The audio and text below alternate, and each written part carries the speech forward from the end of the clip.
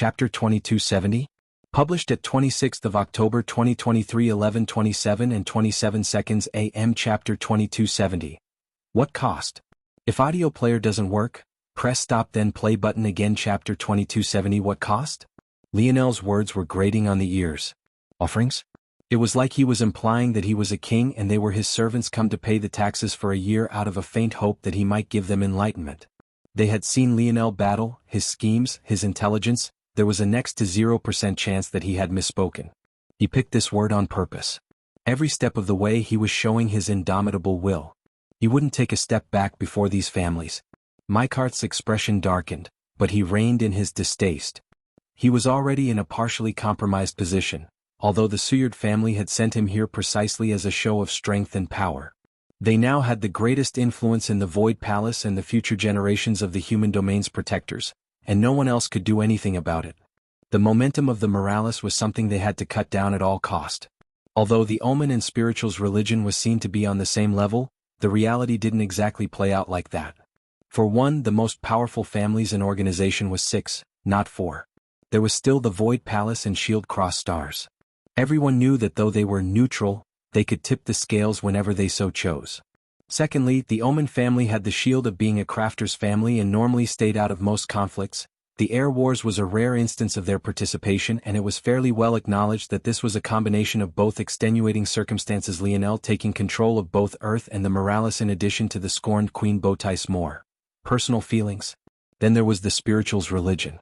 Their reputation had taken quite some hit after the Emperor of the Spirituals was defeated by Velasco, even while having the aid of so many experts, not to mention the fact that Velasco had very clearly been injured by some mysterious force. This could even be why they had chosen to come despite the fact their heiress hadn't died at Aina's hands, she had only lost her body. But the truth was still the fact that the Spirituals' religion was almost always neutral in all matters, and the Air Wars was yet another exception. Due to all of this, the families most used to butting heads for supremacy over the human domain was the Morales and Suyard families. If one surpassed the other obviously wouldn't be able to tolerate it. This was why the Suyard family had pulled so many strings to place Mykarth in this position, and he had to represent them well. Mykarth had matured a great deal in the last over 20 years, and his control over his temper was more fit for a middle-aged man, although he did still look not much older than Lionel. So, he spoke with far more calm than what his heart was experiencing. NO-V/V/L/B-1/, and your words are a bit inappropriate, Morales Patriarch. These are not offerings, they are not gifts either, they are payment in exchange for the lives you've ripped from the human domain. Oh. Lionel's brows shot up. Indeed, I guess that is the case. I seem to remember that I gave quite a fair warning though. And some people overestimated themselves and chose to ignore it. Lionel's smile was just the same, and everyone remembered exactly what he was talking about, and yet as though to drive home the point, he waved a hand. The words he had spoken that day rung again. As many as he saw was as many as he would kill. As I see it, Lionel continued, it's an act of kindness on my part to provide this opportunity. So, before I take it away, I would advise that you curb the edge in your tone. I use the word offerings because that is exactly what they are. The lives of your lost geniuses aren't worth even a single hair on my head, and yet they all entered with only 2 purposes.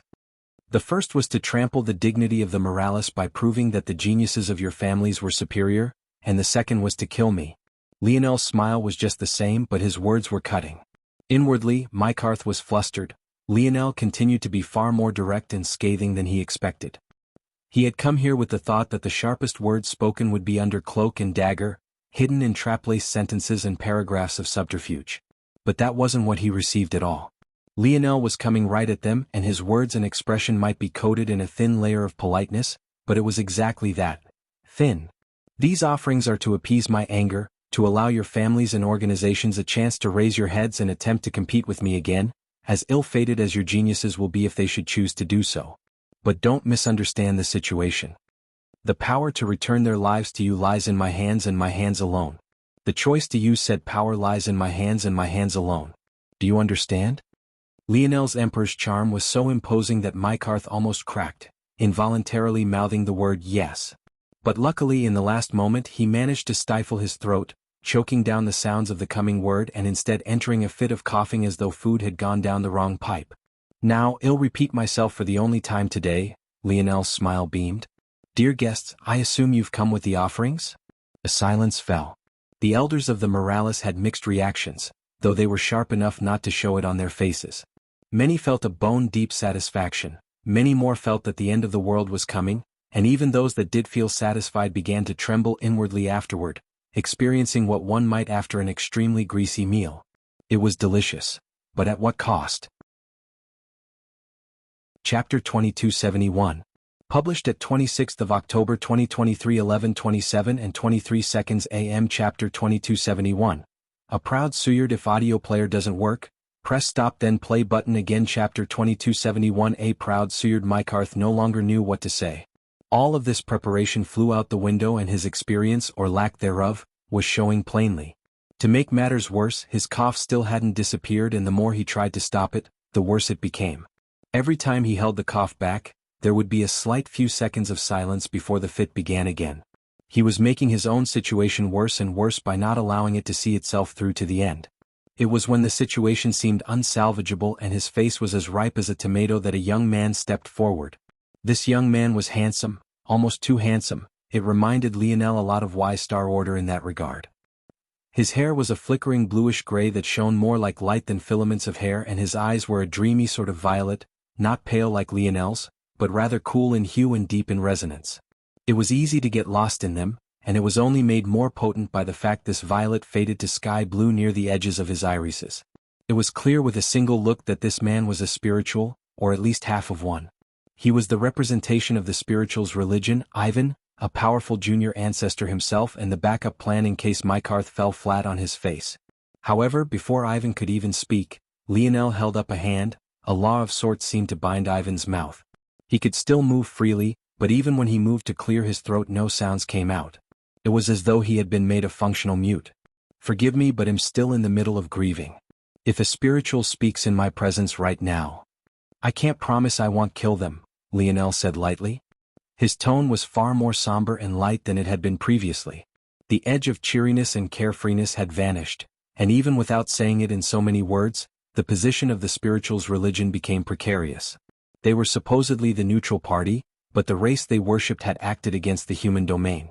This was an undeniable fact. Velasco was clearly a man that could hold up the skies, and yet the spiritual emperor had come to attack maybe their greatest hope. At least that was how the smaller families saw it. The situation was going from bad to worse, and even the Morales elders were beginning to fidget in their seats. The only ones who seemed emboldened and prideful were the two youths to Lionel's back. They were beaming, feeling intoxicated by the prowess of their patriarch. And that was exactly why they were here. All of these messengers were so focused on Lionel and the two youths that had humiliated them that they couldn't catch on the micro-slips in the expressions of the Morales elders. However, the situation was only becoming more and more tense. Lionel didn't seem like he had a plan. It looked as though he was just venting his frustration. But even if it made him feel good for now, what would they do afterward? A man cleared his throat. This was of the Suyard family, dressed in silver robes that radiated a sword light when reflecting the sun in just the right way. "Excuse me, Morales Patriarch, but I believe that the spirituals race is the only one that didn't take advantage of our situation to attack. It's a bit inappropriate to treat them like this, no? Also, the spiritual religion is quite misunderstood. They do not worship spirituals, but rather their way of life, their oneness with nature, their balance with the elements. It is not the same as worshipping the race. And even if they did worship the race, I do not believe it is as big of an issue as the Patriarch makes it out to be. There are many half-spirituals in our lands, but have you ever seen any half-nomads? Or half-dwarfs? Or half-rapaks? The spirituals are the one race that do not treat us as lessers, but rather as equals enough to be life partners and mates. I cannot speak to why that spiritual chose to attack Hero Velasco. I do not wield that kind of power, nor do I claim to understand the thoughts of ancestors. What I can say is that during the day of that battle, it wasn't any one person that killed Hero Velasco, but rather the workings of the heaven themselves. Hero Velasco was a loner, a man who completed a great deal of experiments that he never shared with anyone, maybe other than you, his son. It is impossible to tell how he might have enraged the heavens, but I hope that you can put your personal biases to think about. Why else a noble spiritual might have chosen to attack your father? That was it. Those words were finally spoken and everything would be over. The elders of the Morales were quite sharp people. They could see the willingness to die in the man's eyes. He was old and wrinkled, even more so than the Overlord had been when he first appeared before Lionel. He might not live for more than a few more months or a couple of years even if he was able to walk out of here. But speaking these words alone was what he had needed to do. Lionel would lose his temper, maybe even kill all those here using the power of the Morales. Once he had spoken out this sentiment, it would boil and fester, and soon the title of Hero Velasco, he had used to soften Lionel's position so that the latter would allow him to finish, would become nothing more than a joke.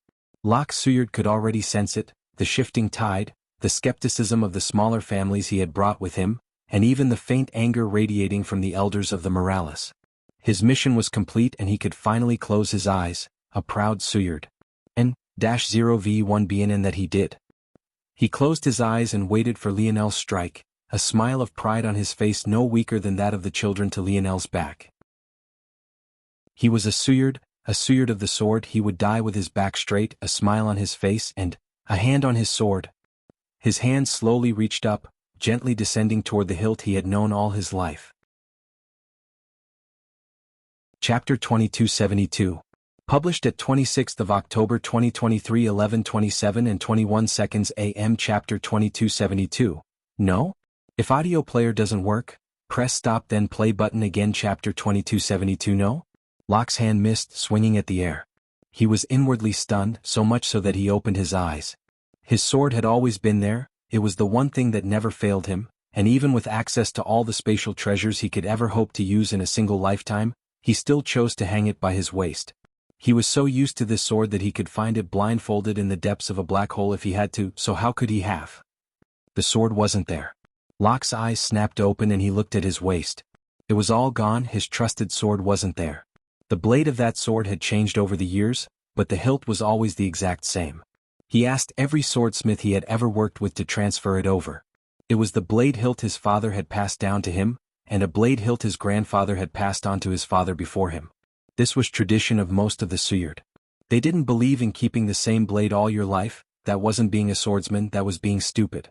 No one could deny the strength of a weapon and how much it aided your combat prowess. It wasn't an exaggeration to say that this sword hilt was as important as his entire lineage to him. The only reason why he had even brought it when he expected to die was 1, because it gave him courage, and 2, because he believed that the protective measures Mykarth had with him would allow him to bring the sword out. But now, Locke looked up to find that the sword was in Lionel's hands, being lightly swung with a grace he didn't think should have been possible for a spear master, and that Lionel was. There was no denying that his spearmanship had surpassed even more of the elder generation, but the sword didn't look out of place in his hands at all. I've always found swords to be interesting. If it wasn't for the fact the weapon of a man I killed when the metamorphosis first descended upon Earth was a spear, I might have actually picked up a sword first. Though. Lionel swung the sword again. Maybe not, I was also quite a prudent and calculated fighter back then. I would have probably concluded that a layman like myself would do better with a longer stick. Better chance of not dying and all. Lionel looked up with a smile. The sword rang and the echo of sword force manifested with almost too much ease. It was sharp and powerful, though silvery white unlike his spear force and his bow force. However, it was 7th dimensional. That's the kind of person I am, Lionel continued. I like to be prudent, cautious, I like to calculate out every step, and while that wasn't the case in the past, I no longer hesitate to kill. I find that doing so is a waste of my effort trying to figure out the worth of a life, who deserves to live, who deserves to die. It's all very tiresome. And not to be rude, but if I can't figure it out, all of you most certainly can't. Your plan is filled with far too many loopholes. Send the bushy-eyed youth forward first, let him stumble. Then attempt a save with a person you were quite certain ID never let speak, before you follow through with your real plan. And it's even better for the Suyard, isn't it? After all, it would be your real representation and not this pseudo-representative doing the speaking, right? And then what? You would use the rage I showed as an excuse to attack? Maybe if try to rope me and my Morales family in with the demons like you did the Silver Empire and find an excuse for Shield Cross Stars and the Void Palace to act too, is that it? The silence was palpable, but Lionel didn't seem to need to bounce his ideas off of anyone. At the same time, you'd have something to tell the masses. Hero Velasco was just a joke of a man who experimented with what he shouldn't and brought down upon himself the ire of the gods. The spirituals and the other races weren't attacking the human domain at all, rather they were just doing their best to stop Velasco from bringing down the wrath of the gods upon you all, right? They weren't cowardly scum at all, in fact they were trying to save everyone. And the cherry on top was that maybe if Hero Velasco had shared his research and spread the truth of how he had grown so powerful so quickly, and how his wife and son seemed to do the exact same, then none of this would have ever happened. Everyone could have resisted the gods together, and rather than striking down Hero Velasco, you could have worked together to fight against the oppression and lead the human domain to a brighter future. Lionel tapped the sword with his other hand, running his finger along its blade toward its hilt. With every inch that he passed, the blade crumbled. It looked as though it was being burnt to ash, and yet there was no heat in the air at all. It was like Lionel had simply commanded it to crumble, and it heated. Locke's chest constricted as his treasured sword was suddenly left with nothing more than its hilt. Lionel spun it in his hands, letting it land on the tip of his finger as it continued to spin. Is that all about right?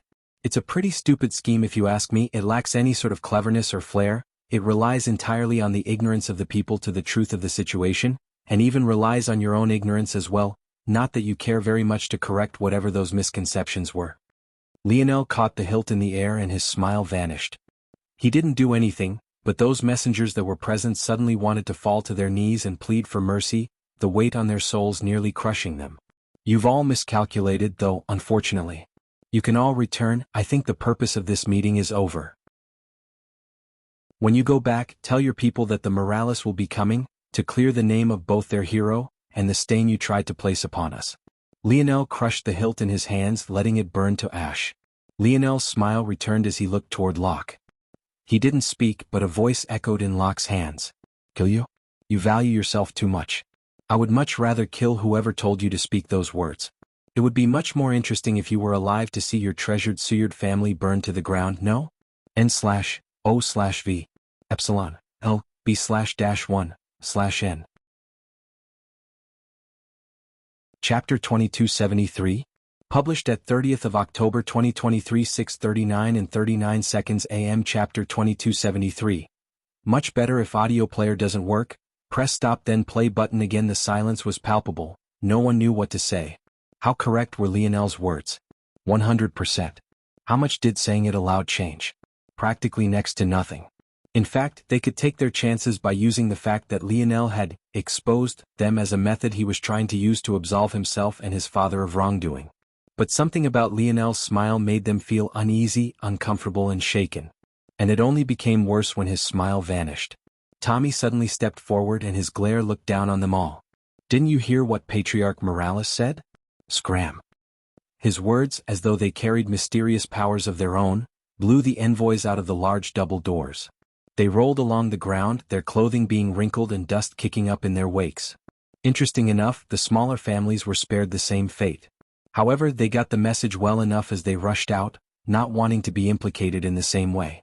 Mycart's expression was black as a pot as he rose to his feet as quickly as he could while pretending not to be in a sorry state, but even this wouldn't last for very long as he looked up into the skies.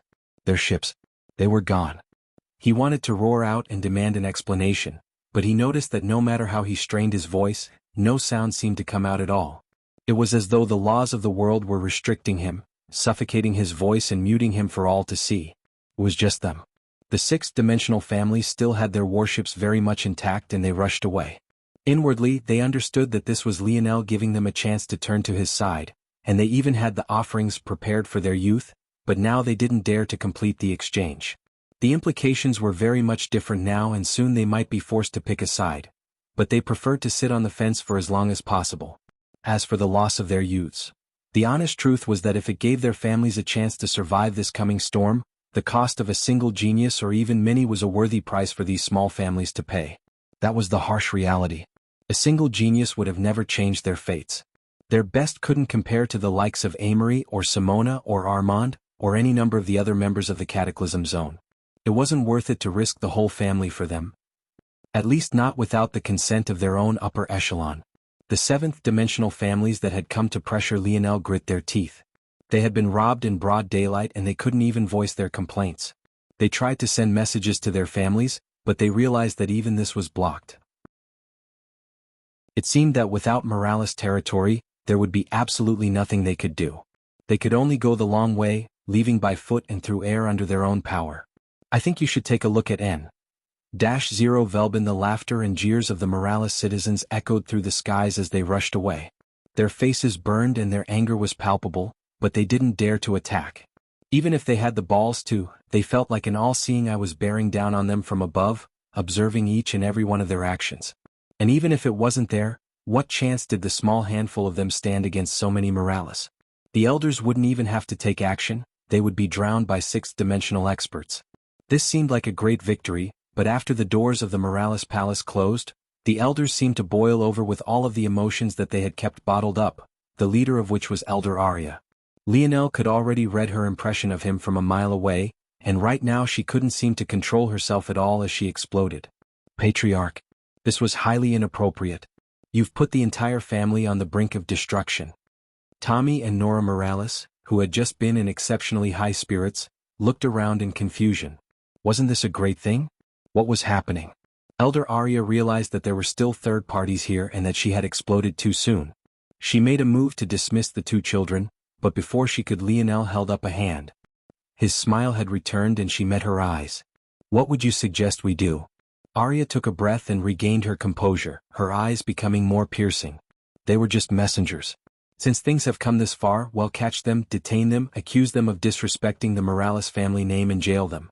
Well, send a message to their families and organizations, demanding compensation. This compensation will be less than what you asked for their geniuses. When they come forward with this compensation, we will return both their messenger and their genius as a sign of goodwill. To the public we will appear both strong and magnanimous, while politically, we will sow more relationships than enemies. It will fix all of this. The elders fell into silence and Lionel even saw many of them visibly relax. This was an excellent plan and a win in all directions. It was the kind of plan their patriarch should have been the one to come up with, but there was a reason they were a council. Their patriarchs were often young and needed guidance. Their help would fix everything. Even Lionel's brows rose up and in the end, he happily laughed and even clapped. That is very much not the response I expected, Lionel said cheerily. I thought that your solution would be to have me step down and give the excuse of grieving to deal with this situation, but I must admit that I was wrong. I apologize, Elder Arya. Elder Arya snorted. What a joke. Even if she wanted to do that, it would make the Morales look weak to have their patriarch step down due to the pressure of other families. She would never allow that. However, I still like my plan better. Chapter 2274. Published at 30th of October 2023 6:39 and 38 seconds AM. Chapter 2274. You don't believe me? If audio player doesn't work, press stop then play button again. Elder Arya was stunned silent, and then her expression twisted. You dash. Lionel held up a hand. Do not misunderstand. I respect my elders and your experience. I am not casually dismissing your plans out of malice or anger, nor am I acting out of emotion. Though even if I was, it really wouldn't make much of a difference, Lionel thought to himself with a smile. Whether he was being emotional or not, he didn't believe there were many, if any, who could outmaneuver him in this world. Victory would be certain one way or another, but since he had his wits about him, he might as well be calm and calculated, taking the best and most perfect course of action. Arya grit her teeth, but since Lionel had spoken so clearly, it was her duty to calm down and listen to him. She really wanted to hear what he could possibly say that was better than her plan. First, you all need to understand something. If we cannot get on the same page, we will never be in harmony, and if we lack harmony, you all will fight me every step of the way. You need to understand that these choices I'm making aren't only because they will benefit the Morales family the most, but also because there is no other choice. Lionel looked through them one by one. I know you heard my words, I know you feel that they are reasonable, and I know that in your thoughts, you believe that the only thing we can do against such allegations is to stall. But do you know what these families fear the most right now? Arya's jaw tightened. That's right. You're all very experienced. What they fear the most is us having time. They fear us unearthing the potential of our new lineage factor, of birthing more talents that have acclimated to it from birth, of me potentially sharing whatever illusory and mysterious plan my father has to help others improve greatly in a short period of time. This month or so they've given us since the death of my father wasn't out of courtesy. It was the time they needed to prepare, to line all their ducks in a row, to make sure that they were ready for war at any given time. Second Nova, Lionel suddenly called out. A subtle portal of spatial force opened up, and Orin appeared. He was slightly confused at first, but he quickly focused and bowed to the elders around. Lionel grinned. Your information networks are some of the best in the human domain, no? The best, Oren corrected out of habit. He hesitated afterward, but then he felt that being humble right now wouldn't suit him. If anything, it would just annoy him. He had his own pride as a Morales and a demon for that matter. And what would you say the odds the seventh-dimensional families are preparing for war? Oren blinked in confusion. Well, 100%, but isn't that obvious considering the sudden invasion by the other domains? Of course there. Oren trailed off and his heart jumped several beats. Having information was one thing. Interpreting it properly was a completely different matter. If information was enough to understand every and all things, then who would ever fail to answer a mathematics problem? Who would ever mistakenly answer a reading comprehension question? It was all too easy to get lost in the weeds of unimportant information. I think you should take a look at, and Oren too had made that mistake. He had gathered quite a bit of intel on the movements of the families and how much preparation they were doing for war, and to him and the rest of the Morales for that matter, it was just a matter of simple logic. The human domain had just suffered a devastating attack. Why wouldn't the most powerful families be preparing? What he had neglected was the fact that this was also the perfect shroud, the perfect wool over their eyes, the perfect misdirection. Were these families really preparing for another invasion? How had the Morales prepared? They called all their citizens, huddling them up in their capital solar system, and deployed sentries to scout and make sure that no one encroached on their territory. This was how you might best prepare for a coming invasion. But what had those families done? Nothing of the sort. They gathered resources, called back their warriors, tightened control over various human domain organizations, and then, they sent out envoys to pressure the Morales family? A family that would be one of their biggest allies during an invasion? When it was put like this, even a fool could see it. Oren almost felt like an idiot for not seeing it sooner. Looking at Lionel, he felt that he understood why he had lost so handily. Of course, he had never entered the air wars for victory. His only goal was to deal with Third Nova. But even so, something told him it wouldn't have mattered even if he had intentions for victory. Oren took a deep breath. They want to strike us a blow. Lionel smiled, and Arya and the other elders remained silent. They understood even without it being said in so many words. There was never room to compromise, and there was never room to stall. War was already on their front porch, and Lionel seemed to be the only one who had noticed. Then Lionel suddenly spoke. The second thing you need to understand is that even if this wasn't the case, I would still attack. What? Because we are in an undefeatable position. The elders frowned. Oh, you don't believe me? Lionel waved a hand and countless runes appeared in the air. The elders suddenly felt light as air, as though they could run at double the speed. But then they suddenly felt as heavy as boulders, their arms and legs not moving like they wanted them to. And then their force surged, rushing through their nodal pathways like raging rivers, but then the reverse almost buried them into their seats in an instant later. Novel B1N controlling their abilities to speak or not wasn't a parlor trick, Lionel beamed. It's an ability that requires fundamental control over this world's very laws. If they step within our borders, they die. This was already shocking enough, but this wasn't what Lionel was banking on at all because he felt they still didn't understand exactly what this meant. Instead, he had something they would understand with far greater clarity. Chapter 2275. Published at 30th of October 2023 6:39 and 36 seconds AM. Chapter 2275. Undefeatable position. If audio player doesn't work, press stop then play button again. Lionel looked at them, and he could see that they didn't understand. Or maybe they did and they just didn't understand how far it could go. Sure, seventh-dimensional existences would be the backbone of any powerful army, but how many of them could Lionel use it on at once? And let's say that he could use it on an infinite number and practically cripple their battle strength, what good was it against ancestors?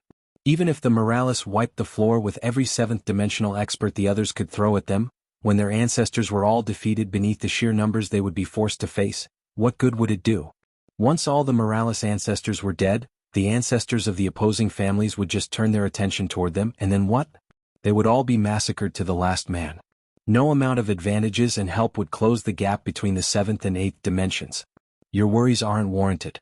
You know as well as anyone that the ancestors didn't want me to become patriarch, at least not so easily, and yet what happened? The elders froze. Indeed, Alvaro and Issa weren't happy at all. An overlord had even appeared. They had forgotten about this matter because they just chalked it up to the overlord taking favor upon Lionel, but was that really what happened? It doesn't really matter whether you believe me or not, though, at least not for now. Because you've understood the first point well enough. There is no taking a step back, there is only forward now, and we can only walk that path together. Lionel grinned. What I can help you with, though, is all that worry. He snapped his finger and a soul appeared. It took shape and quickly formed a vibrant violet armor. It was a behemoth of a man, and they immediately recognized him as the genius of the Tor family, Armand. But now, Armand took a knee before Lionel, his gaze filled with subservience. Greetings, King. Tell me, Armand, what is the structure of the Tor family armies? Yes, King. The Tor family has a total of 200,000 Tier 9 God Path 7th dimensional experts. They're led by the General of Earth, the General of Love, the General of War, and the General of Strength, each one a junior ancestor with exceptional combat prowess. We have 6 ancestors. Ancestor Orion, Ancestor Pleiades. The greatest trump card of our Tor family, at least as far as I know, King, is the constellation formation, as it is for all constellation families.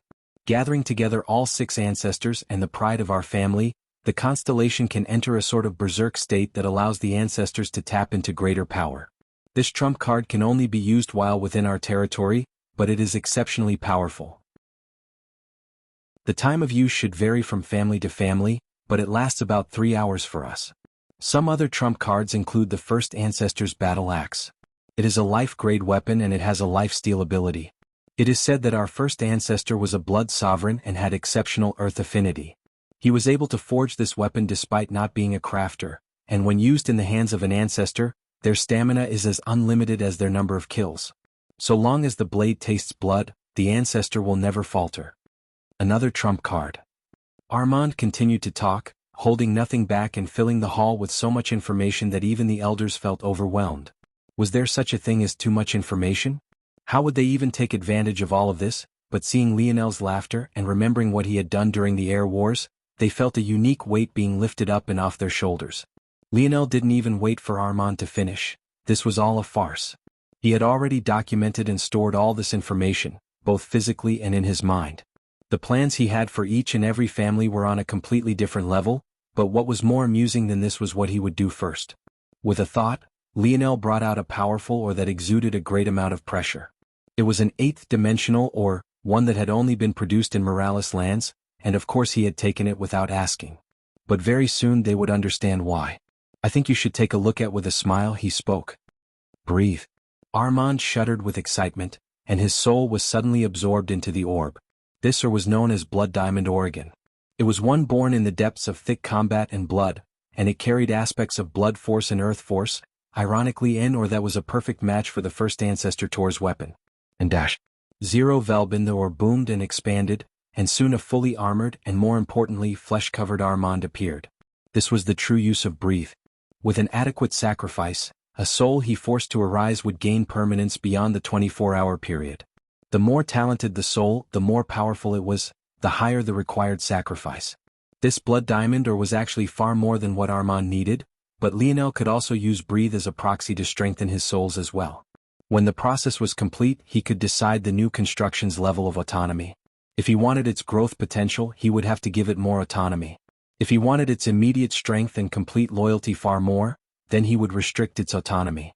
Though he could change these matters later so long as he did it within a certain time frame. And of course he had chosen to restrict Armand's autonomy. Lionel grinned.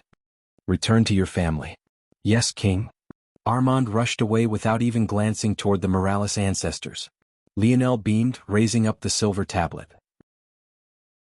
I can resurrect people with this tablet and they'll be complete and whole. Or, I can resurrect people with a sacrifice in my strength, in which case they'll be completely under my control. I think you've all forgotten. I meant it when I said we are in an undefeatable position. No matter how many below ancestor-level brothers and sisters die, so long as they are a Morales, I can bring them back. The Morales elders were beyond shaken for the final time that day. Chapter 2276. Published at 30th of October 2023 6:39 and 36 seconds AM. Chapter 2276. Goal? If audio player doesn't work, press stop then play button again. Chapter 2276. Goal? There's no time to wait. The attacks will begin within the day. And by attacks, I mean our own. Lionel stood to his feet, the shock of the elders not moving him. But the others. Elder Arya tried to speak, but she was far more hesitant and unsure. Nora had never seen her mentor like this, and it made her respect for Lionel skyrocket. Her eyes sparkled as she looked toward Lionel's back, but her discipline was strong as her expression remained professional, imitating her mentor. I only retained Armand to show you all. Before I even came here, I had already sent the other geniuses back, and I also noted down all of the information that I needed to as well. I have a perfect battle plan in place for each and every seventh-dimensional family. We will attack in one sweep and I will lead every charge. You will? Lionel's figure flickered and clones of himself manifested one after another. However, these clones didn't seem normal. Instead, they were like a cross of soul constructs and something beyond. Were they crafts? How was that possible? Elder Arya's heart skipped a beat. As a crafter a step from the life grade herself, her experience was great and untold, but she felt wholly inferior just seeing this scene. She couldn't even begin to tell just how Lionel had done it. Nothing she thought of made sense. And of course she couldn't. This craft was a combination of little Tali's help, his king's might lineage factor, and his crafting expertise. It was impossible for a crafter alone to accomplish this, at least not at Lionel's current level. The first thing he did was intimately understand breathe. He couldn't do this without his enlightened self, but what also made it far easier was the help he received from his vital star force, raising it to a half-step from impetus state. Breathe was ultimately a bridge from inanimate to the animate, a connection that gave something dead, life. The second thing he did was create the perfect ore for himself.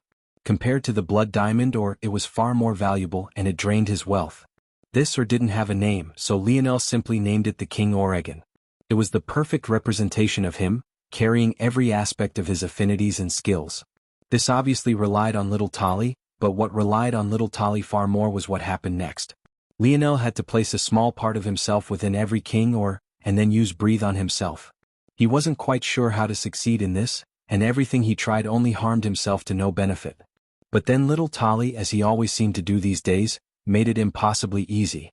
Little Tali simply latched on to each piece itself, carrying with it its connection to Lionel.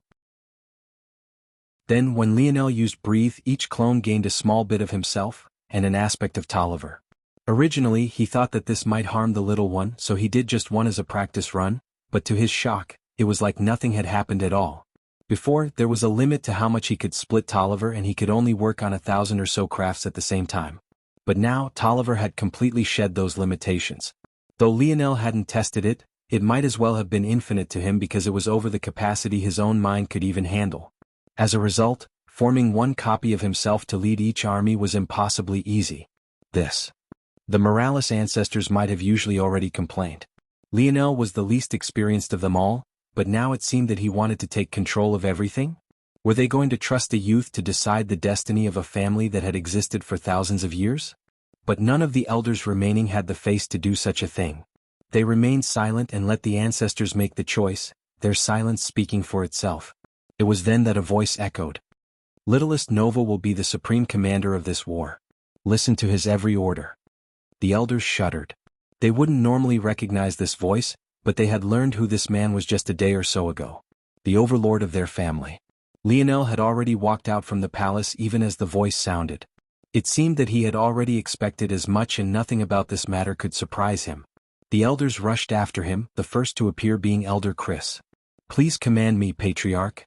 She spoke in a low shout. Build me 12 armies. Each must have a size of 10 million. Seventh-dimensional experts only. All 12 Lionels spoke in unison. Within each there must be an organization of sets of 10, then 100, then 1,000. Do not organize beyond that. Elder Chris inwardly questioned this kind of order. If the organization stopped at 1,000 with an army of that size, it would be a mess. That would mean 10,000 independent minds trying to work on their own. There wouldn't be any forward momentum whatsoever. N-O-V-/EL//B-I/N. The other problem was that 10 million was too small a number for a war on this scale. The number should start at billions. What was a scale of millions going to do? There were billions of Morales who had awakened at least one lineage factor in the Nova generation alone, let alone the others. But her discipline caused her to not even attempt to question it. Split the Tier 9 7th-dimensional experts evenly, and do not add any junior ancestors. You all will anchor the home base. You have exactly 6 hours to accomplish this, go. Elder Chris saluted and then vanished. Patriarch. What is our goal?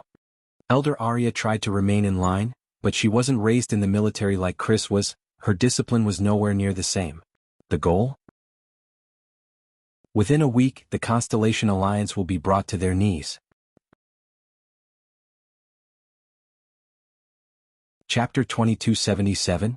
Published at 30th of October 2023 6:39 and 34 seconds AM. Chapter 2277. Falling Sky. If audio player doesn't work, press stop then play button again. Chapter 2277. Falling Sky. The location was the territory of the Constellation Bow Alliance, more accurately, that of the Terius family. The Constellation Bow Alliance was one of the weaker organizations, at least compared to the Spirituals Religion, the Void Palace, or Shield Cross Stars. Originally, the Terius family was a powerhouse that stood toe-to-toe with the Morales and the Suyerts, but after losing the Bow Domain Ring, their strength plummeted in the coming generations. In order to stave off this downfall, they brought together their subordinate families, many of which were branches formed by Terius family members that had married into other families, and formed a single alliance behind a single Bow constellation. The result of this was their influence remaining relatively the same, although far more spread out. It was a sacrifice that allowed them to maintain their power, but it was still a sacrifice. The Terius family of today could no longer do as they pleased, and the loss of Nazag, the youth meant to carry them back to their true prosperity, had caused them to hit rock bottom. Until he suddenly came back. This should have been a joyous occasion, but the elders of the Terius family didn't feel that way at all. In fact, they were very wary. The timeline matched up. They had just sent an envoy to pressure the Morales family, and an envoy that would have had the backing of all the most powerful families and organizations of the human domain as well. They received reports not long afterward that Lionel Morales had been enraged, stolen their warships, and then kicked their people out, which had caused a delay in the message. But then soon afterward, Nazag returned home. It all lined up. According to the reports, Lionel had acted on his own and the elders of the Morales didn't have a chance to stop him. It made sense for them to take this course of action as a peace offering to buy themselves more time. But these old men and women were very experienced, and they hadn't forgotten Lionel's abilities. Namely, they were worried about the Cloud race infiltrating their ranks. Exposing a Cloud race member when you were unaware of their existence was impossible. This was a technology of scope the human domain didn't have. However, when you had a suspicion, exposing a Cloud race member was incredibly easy. And so, while pretending like they welcomed him back with open arms, the Terius family had actually trapped Nazag and began to test him ruthlessly. But to their shock, or maybe their relief, it truly was Nazag. His soul was the same, his body was even stronger than it had been in the past, and he seemed to have even gained a sort of enlightenment, coming back with a more powerful momentum than he had in the past. It seemed that he had taken the loss to heart, but not enough that it would affect his future advancement, and it filled the hearts of his father and the elders with pride. Marcelo Terius stood before his son, a beaming smile on his face. "It's good that you're all right, it's good." His eyes glistened with unshed tears, but he held back. Both he and his wife couldn't possibly be bundles of emotion. Even now, Teresa Terius refused to let go of her son, holding on to her tightly. It had been hard for the two of them these last few days. They had understood the intentions of the elders, but they also wanted their son back. At the same time, they didn't want to treat a member of the Cloud race as their own flesh and blood, as that would only hurt more. It could only be said that they had been greatly conflicted in recent days, and they couldn't be happier now. Nazag smiled. "There's no need to worry, Mom, Dad. I've learned from this, he'll only come back stronger. Lionel Morales released me this time, but next time, he'll make sure he'll regret giving me this opportunity." Marcelo nodded firmly. He wanted to slap his son's shoulders, but his wife was in the way and he could only settle for a hearty laughter instead. "Nazag," Marcelo suddenly said, getting serious. "We'll be going to war soon. Although I don't want to put you in danger so soon after you've returned to us, there's no other choice. The Constellation families and much of the human domain have already decided to make a move on the Morales. We must be swift and surgical. You'll get your revenge very soon." Nazag nodded. "When will we move out?" Marcelo grinned with pride, seeing his son's eagerness. If Nazag had shown any hesitation, he would know that his previous bravado about learning from this loss had been nothing but a fa sectionade. But now he was certain his son had come back stronger. N/O/V/E/L-/B/I. And the war preparations are already finished, however the date of attack hasn't quite been settled yet. We need a sudden and swift attack, one that deals the Morales a devastating blow. Their momentum right now is far too fierce and we need to knock it down several levels before we take any further course of action. Families like the Morales and ours have extremely deep foundations. It's easy to deal a blow, but it's much harder to eliminate them from the roots. If we act, we need to do the latter. Understood, Father. We'll be ready. Good. Now go off, Elder Moody is waiting for you. I and your mother have our own part to play, and as do you. You are in the 7th dimension now, you have responsibilities. Boom. Marcelo never stopped speaking, but it might as well have been as though he had. The cacophony of sounds was so vicious and violent that all noise aside from it was washed away in a tsunami-like tide. The expression of the entire family changed and they rushed out onto their large balcony, looking up into the skies to find that it felt like it was falling. Chapter 2278. Published at 30th of October 2023 6:39 and 33 seconds AM. Chapter 2278. My king, if audio player doesn't work, press stop then play button again. Chapter 2278. My king. Marcelo was shocked. This was the capital of the Terrius family, the core of the Constellation Alliance. How could there be an attack here without any further information? How could they not have been alerted? Any family worth their salt would have countless outposts stretching from the edge of their territory to the very core. Even if dozens failed, there would still be dozens more. It simply didn't make sense for anyone to get this far without their knowledge. Marcelo's expression changed again as he realized something else. The planet's protective formation, a formation that had stood for hundreds of years and was maintained with the full force of the family, had fallen already. The quaking of the planet was none other than a sign of its collapse, and at this moment, the noblest of the Terrius family were on the chopping block. A single string from a Tier 2 warship could destroy the entire planet. Even if the ancestors took action now, it would still be too late.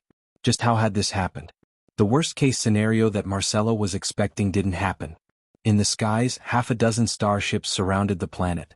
They were far smaller than anything Marcelo had ever seen before, but the power of their lasers was so precise that they perfectly targeted the weaknesses of their formation. Each was about the quarter the size of a normal moon, and their swiftness was unlike anything he had ever seen before. They moved with such fluidity out of the way of the retaliation of the Terrius family and then flew to one another's sides, forming a large force arc between them that repelled another onslaught back toward the planet. And then they appeared. Armored like a rainbow, battalions and troops of all kinds of solid colors. Marcelo had never seen an army like this one. It was normal for an army to have a single banner they flew under, and a single uniform they all shared.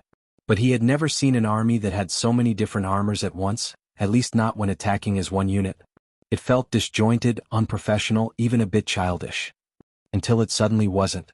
A troop of 1,000,000 wearing shimmering white gold armors flickered, and before Marcelo could even understand what was happening, the next volley of attacks to the army passed right through them as though they weren't there. In fact, the volley flew right through the starships to their back as well. It wasn't until there was suddenly a devastating boom on the ground that Marcelo realized what was happening. It was all an illusion. Maybe they had never been in the skies in the first place. No, maybe it was that they had been in the skies, but while they were all focused on what was happening above, the battle on the ground had already begun. The retaliation of the Terrius family was swift. There were already several powerhouses of the Constellation Bow Alliance present, all focused on planning for the coming war. In addition, like Marcelo's family had said, they were very ready for war as well. The moment their enemy didn't choose to destroy their planet with a single laser strike, they were able to recover and begin their counter-assault. However, even as they did so, they found their options being whittled down one by one. First, their large-scale war machines became useless because they couldn't pinpoint the starships in the skies. On top of that, the army made it to the ground, and targeting them with such weapons would mean targeting their own citizens as well. Second, they realized that their greatest advantages as bowmen suddenly vanished. Their bow force couldn't gather at all, and this was the most devastating blow they could have faced. Their most powerful weapons and large-scale force arts all relied on bow force. Without it, they couldn't even communicate with their constellation. And that was when it settled in. Where had they seen this ability before? The Morales are attacking. A young man far too big and burly to be an archer roared into the Hall of Elders. The elders looked toward this messenger, their gazes dark. They already knew this, they had figured it out the moment their bow force stopped working. There was only one person that they had ever seen do this. And they had already decided on a course of action. They would send an ancestor to kill Lionel no matter what the cost. And they did exactly that. Unfortunately, the moment this ancestor appeared, they were cut down by the starship. They sent a group afterward, but they were cut down by the starships as well. By the time the regular populace and the leaders of their armies realized that the Morales were the ones attacking, the Constellation Bow Alliance had already lost 4 of their ancestors. In the entire alliance they only had 9, 4 of which were the ancestors of the Terrius family, and the other 5 of which came from their allies. And now the Terrius family had lost 2, while the various families had lost 3. This was the most devastating blow they had taken since the loss of the Bow Domain Ring. They almost lashed out at the messenger for bringing them news they already knew, but they didn't even get the chance to. Novi LB. In deep within Terrius territory, even deeper than the Elders' meeting room and in a location similar to the Morales Holy Land, the Terrius family had already begun to evacuate their future. Among this number there was Nazag, and he had been the first on their list of priorities. So long as he lived, everything else could be negotiated. That was why it was so surprising when Nazag suddenly tapped his forehead and a resonating force art suddenly formed. Beneath the astonished gazes of the escaping Constellation Bow Alliance members, Lionel suddenly appeared with a smile on his face by Nazag's side. "My king," Nazag said with a resounding voice. Lionel ignored him, waving the hand that Tolliver wrapped around. In that moment, a woman deep within Terrius territory stirred and the world spirit of the Terrius family was ripped from her body. Chapter 2279. Published at 30th of October 2023 1:13 and 17 seconds p.m. Chapter 2279. 2 choices if audio player doesn't work. Press stop then play button again. Chapter 2279. 2 choices. The Terrius family members were shocked. The strongest of them were out fighting the Morales army, but that didn't mean that those they had left behind were weak. In fact, it could be said that this was the strongest collection of geniuses that the family had. Even those that were in Tier 9 were among those with the highest chance of one day entering the realm of ancestors. They were shocked into almost not reacting, but that only lasted for a brief instant before they all rushed Lionel. Unfortunately, that brief attempt was all they got. Lionel crushed the world spirit in his palms and raised it into the air. In that instant, every Terrius in existence felt as though a part of them had been violently ripped away, many of them feeling their eyes tears well up for reasons that were far beyond their control.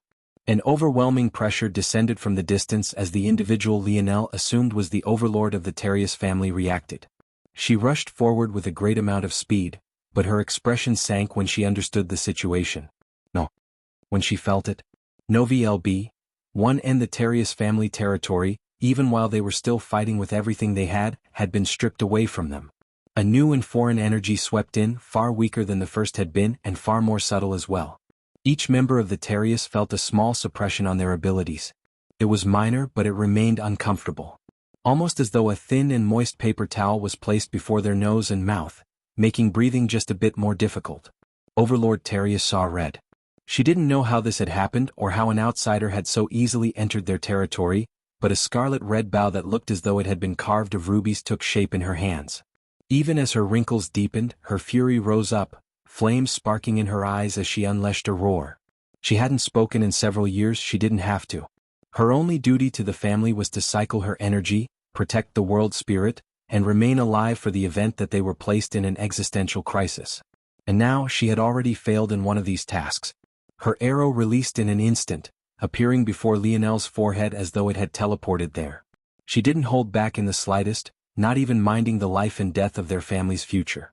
If there was no world spirit, there would be no future to be had in the first place.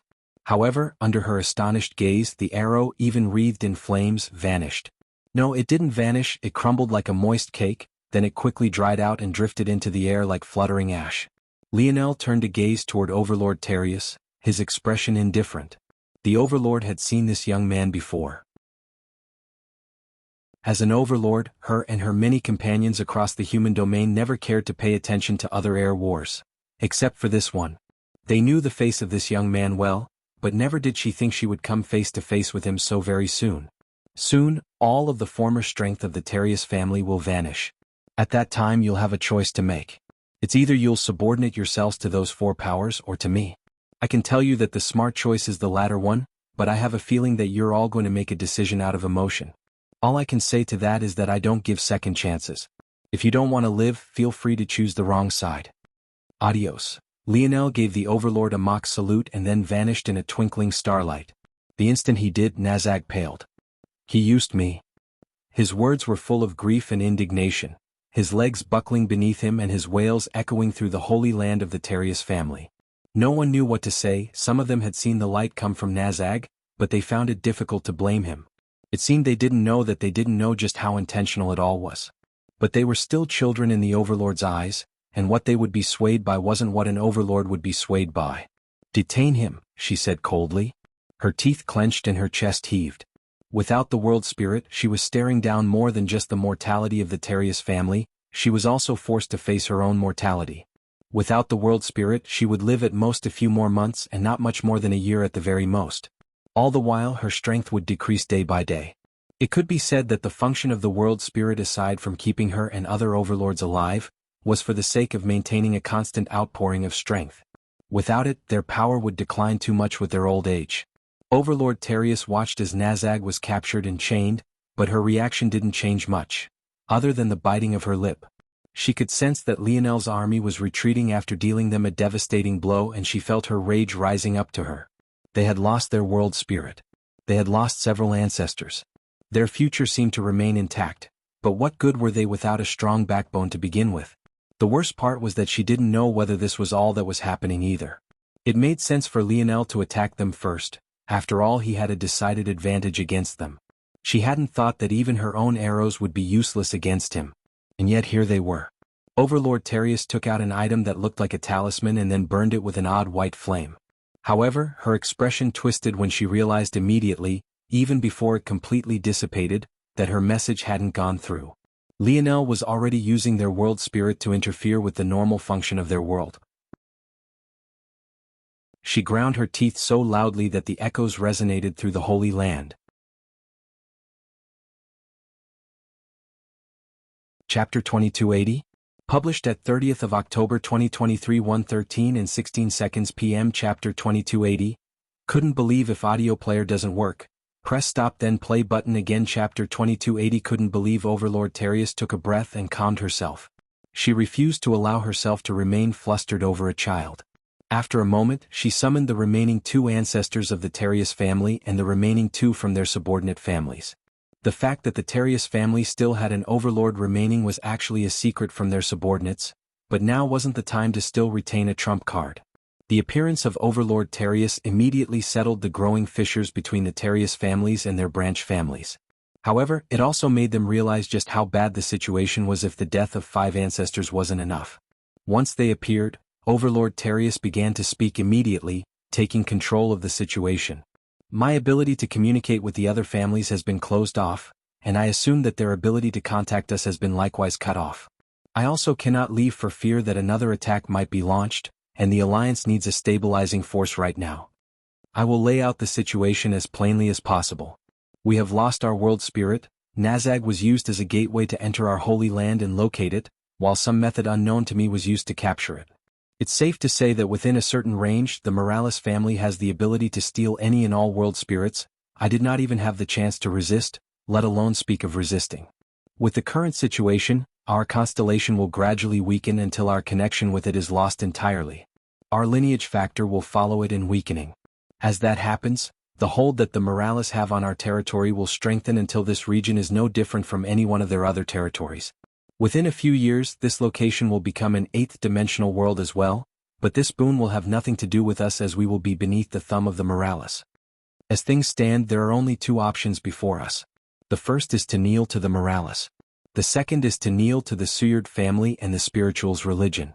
A family without a world spirit has no right to raise their heads high, and I only have a limited time left to effect change and help position us well for the future. When Overlord Terius finished speaking, there was nothing but somberness and frailty in the air.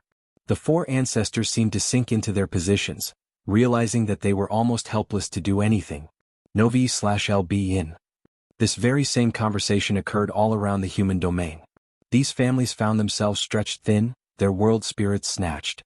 Some were in an even worse position than others, not having even a single overlord to rely on and their speaking power being even weaker as a result. The Cancer family, the Ram family, the Virgo family, the Pisk family, the Cornus family. Of these, only the Ram family surprisingly had an overlord, a secret they had tightly held to themselves all the while, but in the end, it did them little better than the chance to jockey for position in the future. Some families were in more complicated straits, though, finding themselves torn in two directions for more than just benefits, but rather emotion as well. One of which being the Quarius family. Vega Quarius sat in her family's hall, her mind quite blank. Unlike the other families, there was no traitor among the Quarius, but that had only made their fate all the more devastating. Lionel's armies didn't pull back, instead they were led by the true Lionel. He bulldozed through their ranks with sheer force, and a great number of starships descended onto their planet. Lionel hadn't given the week-long timeline for most families. The families like the Terrius had fallen in just a few hours. In fact, 10 of the 12 constellation families had fallen within a few hours, without even the chance to retaliate. The Gemini, the Leo, the Libra, the Taur, the Cornus, the Cancer, the Ram, the Virgo, and the Pisc families had all fallen. Ironically, it was due to her connection with First Nova that Vega's family had ended up among the worst. Well, relatively speaking. Many more of their seventh-dimensional experts had died, but their ancestors were intact. Of course, that was relative as well. Their ancestors were all bedridden, each one so heavily injured that this meeting could only be led by Vega's great-grandmother, and the only overlord of the Quarius family. The Quarius, the Gemini, the Libra, the Taur, the Terrius, and the Ram families, the six that all had overlords among their ranks. In these past few weeks, Vega had gotten into a habit of blankly staring out into space. After Velasco had died, she had been called back to her family. Truthfully, she hadn't thought much of it. Lionel's mother had spoken out to help her and Adderworth's relationship, but now that Velasco was dead, her words held much less weight. She had had no choice but to return, not wanting to put undue pressure on the Morales. In fact, she had even returned in secret. What she hadn't expected was that when she returned home, she would hear of a war plan. She immediately tried to escape, but that had ended in her imprisonment, and imprisonment she had only been released from today so that her great-grandmother could interrogate her about her involvement and learn of whether she had been aware of this plan or not. She had been spared, since she truly had no idea, but her fate in the family was precarious. Not that it mattered much since the family's fate as a whole also seemed to be. Bang!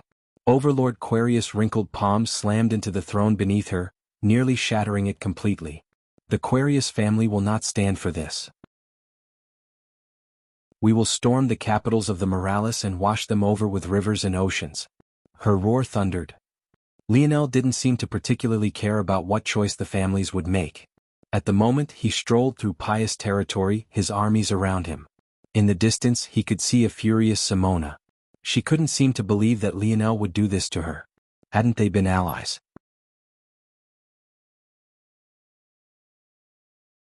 Chapter 2281. Published at 30th of October 2023 1:13 and 15 seconds p.m. Chapter 2281. An ally of mine. If audio player doesn't work, press stop then play button again. Chapter 2281. An ally of mine. Lionel pretended as though he didn't see Simona's furious glare. His senses were focused on the battle around him, sharply directing the movements of his troops. He didn't have the time to baby the emotions of a young woman he hardly knew. The amount that he hoped to gain from returning her puppy beast to her had already been fulfilled. The rest would be decided on very different factors. It was almost without suspense at all.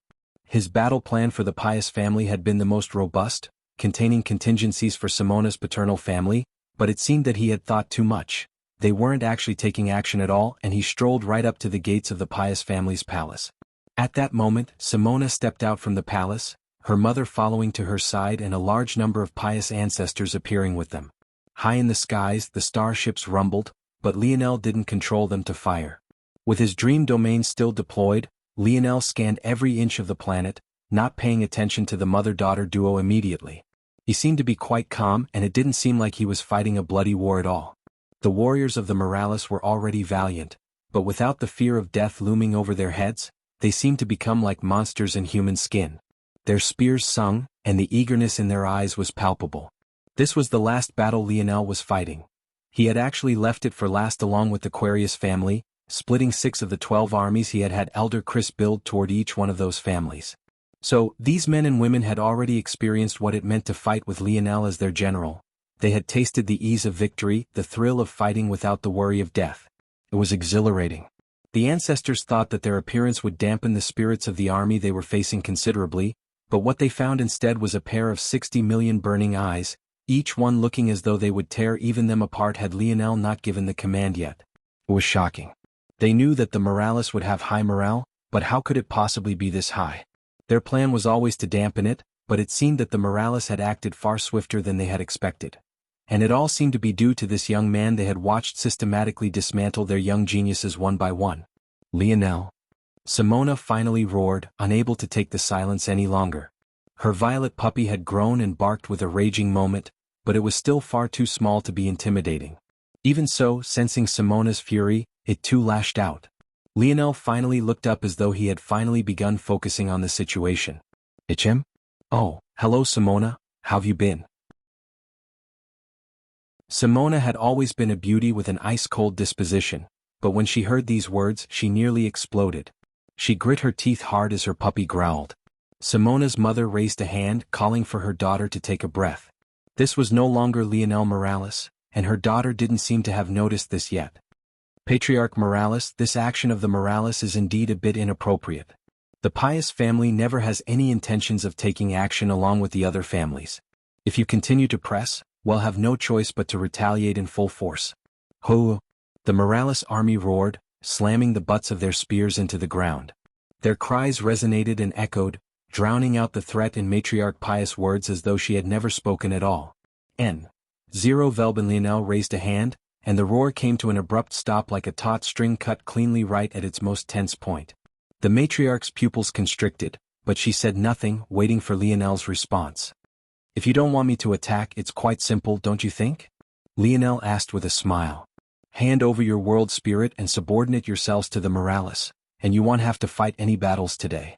Simona's temper threatened to flare again, but her mother continued to speak calmly.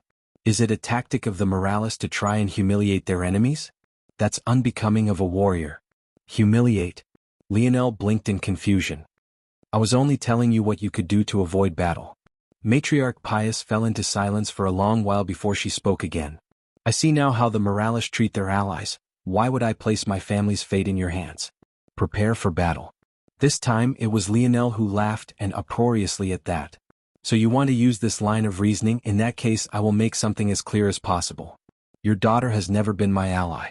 She lost that right the moment she chose her life and death over being so. Don't think I forgot that Simona Pious escaped the air wars the moment the Omen family starship appeared. You speak of the fate of your family as my ally, but why should I care for allies who vanish the moment the situation shows signs of going poorly? Simona's expression turned a blazing shade of red as her rage boiled over. Was she supposed to risk her life against a ship that could take an ancestor's life in an instant for a mere air war? But truth be told, I don't care about this matter. Lionel's smile grew brighter. The air wars was a child's game to me, I never took it seriously, and none of your so-called geniuses ever stood a chance against me because even most of your ancestors wouldn't. The real reason I choose to treat you as enemies and not as allies is because I don't have a fetish for being stabbed in the back. If today I left here, your pious family would wait on the sidelines biding your time. You would face some pressure here and there as both sides tried to force you to choose a side, but you would ultimately resist. And then, when the time came, your true leader, the Godlin family Matriarch Pious' eyes widened. Would take action at the most opportune moment, and I'd be caught with my pants around my ankles, now wouldn't I? Lionel grinned. So, how about we skip all of that? And I crush you now? Matriarch Pious took a haggard breath, her calm mask slipping somewhat. I think that you've misunderstood something here, you aren't as clever as you think you are. Is that so? Lionel's smile faded and the air solidified. The Morales began to slam their spears butts onto the ground once more, the roar of their spear force spiraling into the air. High in the skies, the constellation of the Pious family seemed to flicker in and out of existence, a pressure weakening it considerably. Then, let me not mince my words so that we won't have any more misunderstandings, Lionel said lightly. No family, no organization, no powerhouse that sat by and watched as the human domain was attacked and did nothing but sit on their hands will be considered an ally of mine.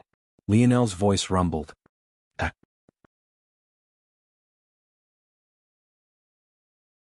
Chapter 2282. Published at 30th of October 2023 1:13 and 14 seconds p.m. Chapter 2282. Landed. If audio player doesn't work, Press stop then play button again. Chapter 2282 landed. The Morales army charged forward, not showing the slightest hint of fear toward the lineup of ancestors. With a rush, a barrier formed over the palace, however the army seemed prepared. They closed the distance to just 50 meters and then came to a controlled stop. 3 groups of troops felt their bodies tremble as 3 large translucent shields appeared in the skies. They resonated with a clear power and prepared a perfect defense even before the cannons of the Pius family cannons took shape and fired. Lionel wasn't surprised by this. He only needed 1 army for 10 of the constellation families because he had insider information. He knew about all of their formations, where they were located, and a general idea of what their weaknesses might be. Against the Aquarius and Piu families, though, he had no such information and was forced to compensate with larger numbers. However, larger was only relative. Charging into a constellation family's territory with just 60 million troops was like trying to eat an elephant to death with just a handful of ants. But that was Lionel's confidence. The formation had only appeared for an instant, and the shields of the army had only been bombarded a single time, but Lionel's gaze had already flickered. He raised up a hand and another 3 troops trembled as their armors began to echo with a pulsing energy. Lionel aligned his arms as though he was holding an invisible bow even as 3 large bows appeared in the skies. However, this wasn't the function of the armors. Rather, a large gathering of spear force took shape and settled into the bows. Lionel's body pulsed with a light as a blinding golden wave came from his eyes. The 3 weak points shone to him like the stars in the sky, his heart thrumming with life and power as he released his fingers through the air. 3 spears streaked across the skies too fast to stop. At first, the ancestors of the Pius family thought it to be a worthless endeavor to even try. That was what their formations were here for. They would crush Lionel from here. While they felt that they could fight this army on their own, they were wary of the starships in the skies. They could sense the danger locking onto them with every step. At the same time, the armies that Lionel was sliced through like butter were recovering.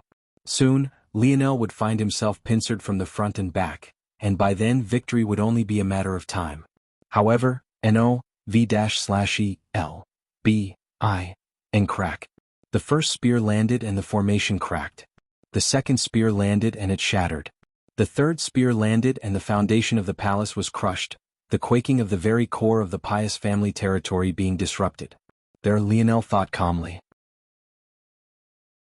The most difficult part about any of these incursions was finding the Holy Land. These were regions that seemed to be hidden away in a slice of space, and they were even capable of hiding from Lionel. However, there was a method he had found with some ease. Any formation built into the palace would also be among the strongest that the family could create. In order to do so, the process of building the formation would have to be incorporated into the building plans of the palace itself. By the same token, the Holy Land was most likely hidden in this region as well, stored in the absolute safest place, the core of the family. When one was disrupted, flaws would appear in them all for an instant, flaws that couldn't escape Lionel's senses at all. And when he found that flaw, he would take action. Lionel took a step forward, a squadron of 10 following him close in lockstep. Their movements were in sync, their faces and bodies hidden beneath dark black armor. With a single intention, their force pooled together and began to swirl around Lionel like a whirlpool of water. Lionel grasped at the air and his black rod appeared in his hands. He took another step and vanished from the center of the army along with his squadron of 10. He appeared in the midst of the ancestors to their shock, his spear sweeping out. A feeling of danger touched their hearts and a cold breeze sliced across their necks. They rushed backward, their hands subconsciously reaching up to their throats. Lionel used the opening to step into the palace and smashed his foot down once. The whirlpool of force around him roared and covered his leg in a tornado of energy. That single slam caused cracks to spread out in all directions, a sinkhole appearing right at the core of the most prestigious location of the Pius family home. A sinkhole right to their Holy Land. Matriarch Pius' eyes widened. She had retreated with her daughter the instant the battle began, the both of them still being in the 7th dimension and unable to make any large changes. But that didn't stop her from calling out. Stop. It was too late. Lionel reached out with a hand and a violent suction force formed from the arm little Tali coated. With a rush, the world spirit of the Pius family was crushed in his palm. The Morales roared as the Pius felt a pressure on their bodies that could only come from suppression. It was clear that victory was theirs, but Lionel was focused on the hole below. It practically looked like it led to another world, and from within it, he could feel an overwhelming strength heading right for him. Lionel leapt backward, his squadron moving in unison with him. As he did so, he just barely managed to dodge out of the way of a coming strike so powerful that it tore apart the world. Space tried to stitch itself back together, but it took a great deal of effort. An old man with a grizzled beard that reached down to his belly button appeared in its place, robes of purple and green hanging loosely from his shoulders and revealing the equally grayed hairs on his chest. His eyes flashed and they landed on Lionel.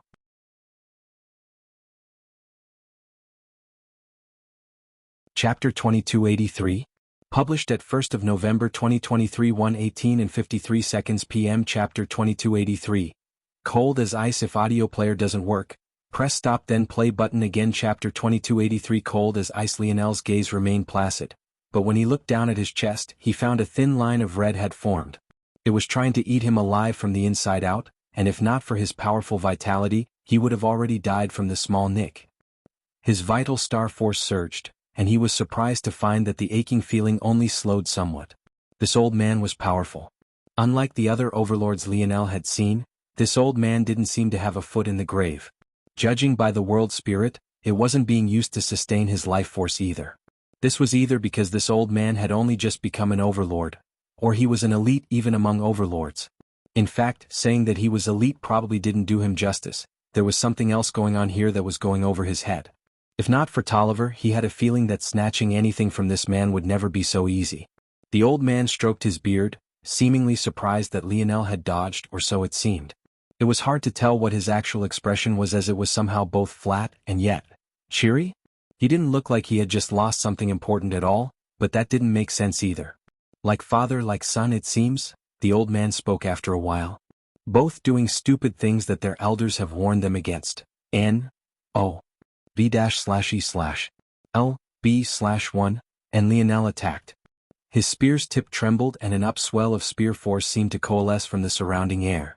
His body shifted and his Tier 1 divine armor took shape. It clicked into place one by one, its pieces looking as though they had been pulled out from the void of space and glued to his body under a mysterious spectral force. Lionel's halo shifted from the top of his head to the back. Then, its inner space flickered, forming a swirling portal of rainbow that eventually solidified into a glorious tree that seemed to uphold the very skies themselves. The armor could only be described as gorgeous.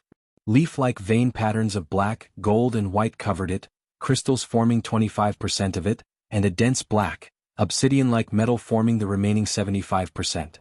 This time, when Lionel changed his spear from the black rod to a spear that looked wreathed in vines of gold and silver, its aura didn't seem to drop at all. In fact, he only grew stronger. The old man's eyes narrowed as he leaned back a step, piercing out with two fingers flickering with a foggy green and purple energy. However, as soon as this force appeared was as soon as it was dispersed under a powerful suppression. Little Tali filled the gaps in Lionel's armor, running through the veins of black, gold and white as though calling those places home. Vital star force erupted from Lionel and the life force in the region roared to life, suppressing everything that had the scent of death. Except himself. The old man's pupils constricted, but it was too late. Lionel's spear gathered the strength from his squadron and shredded the old man's fingers apart, then his wrist and then his forearm. The old man almost lost his entire arm and just barely managed to dodge back in time. Blood dripped from the stump of his elbow, his smiling expression having vanished, but Lionel hadn't come to a stop at all. The old man seemed to stop taking things casually and a sickle with a curve like a crescent move appeared in his one good armor. His chest hair seemed to stand on end, his robes fluttering more like silk bathrobes than formal robes a senior of his stature should wear. The scent of death permeated the air, and this time, Lionel couldn't suppress it nearly as easily. However, Lionel's bloodlines thrummed. He could feel the roar of the golden tiger and pulses of white and gold erupted from his body, his armor becoming a cross of beast furs and metal that carried the elegant bearing of a beast god. The old man had never seen an armor morph so much and so fluidly. He had seen Lionel's life-grade armor before, but it had never been on this level and the suppression of this strength. Little Tali pulsed and Lionel seemed to grow an entire foot, his armor following with him. The halo to the back of his head followed suit and the tree upholding the skies grew more prominent as Lionel's 10 stars appeared to his back. Darkness descended and light bolstered, playing off of one another, they supplemented and played like the moon and sun sharing the same sky. If everything was bright, then nothing was bright. If everything was dark, nothing was dark. Together they cared for another, forming the shadows and the light. That was the natural light realm. Lionel's Void Star Force and Scarlet Star Force spun around one another, his star fusion entering combustion in a single bound as his energy erupted to another level. His spear blade met the sickle and the wrist of the old man trembled and then broke. Following suit, the sickle shattered as he attempted to solidify his arm with force. And then soon afterward he lost yet another arm. Matriarch Pious' eyes opened wide. Of all those here, only she knew who this old man was, and that was only because of her husband. Never did she think that she would see such a sight. Armless, kneeling on the ground, bleeding out rivers of blood, the old man chuckled as Lionel descended from the skies. The only sight of Lionel's expression was the cold gaze behind his visor. It was clear he planned to kill this man on sight. How nostalgic. They'll remember this just as I remembered the last time. A mysterious strength caused the planet to rumble and then the old man, Matriarch Pious and Simona vanished as Lionel descended. Bang. A fissure blew clean through the palace, splitting Pious City in two. Lionel landed on the ground, his divine armor slowly fading and his expression cold as ice.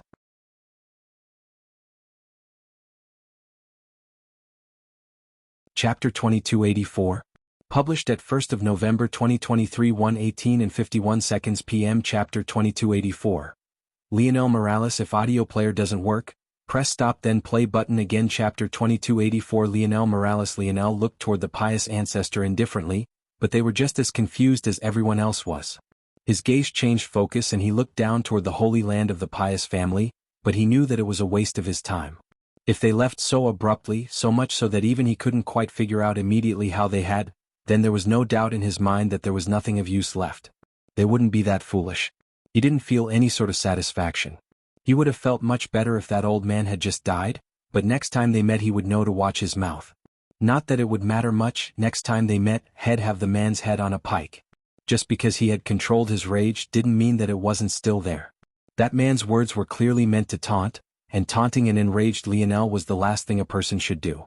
As for who that old man was, it was impossible to tell with the information he had. Even his talks about the Godlen family stabbing him in the back was nothing more than posturing. He had no idea what the Godlen family was or what their plans were. He was only just well aware that they were far more powerful than they let on. He was far too sharp to be fooled by their acting, or what they thought was acting. The youths they had sent to the air wars were far too arrogant to be from a sixth-dimensional family, and their lineage factor had far more potential than they were letting on. This and the fact that Simona had abandoned Aina and his brothers in their time of greatest need was enough for him to act against the pious family. He wouldn't blame her for her actions, at least not to the point of punishing her for them, but he also wouldn't continue to treat her like some great ally. Wasn't that a joke? What had the pious family done for him in the air wars? If a percentage were to be given, it wouldn't even be one. Lionel slowly walked from the palace, his squadron following him. Then he raised his spear. The Morales army roared with victory and the pious constellation seemed to almost flicker entirely out of existence. It would take some time before all 12 territories were truly Morales. But every day that passed, every second even, and along with every new territory they conquered, the more furious that momentum became.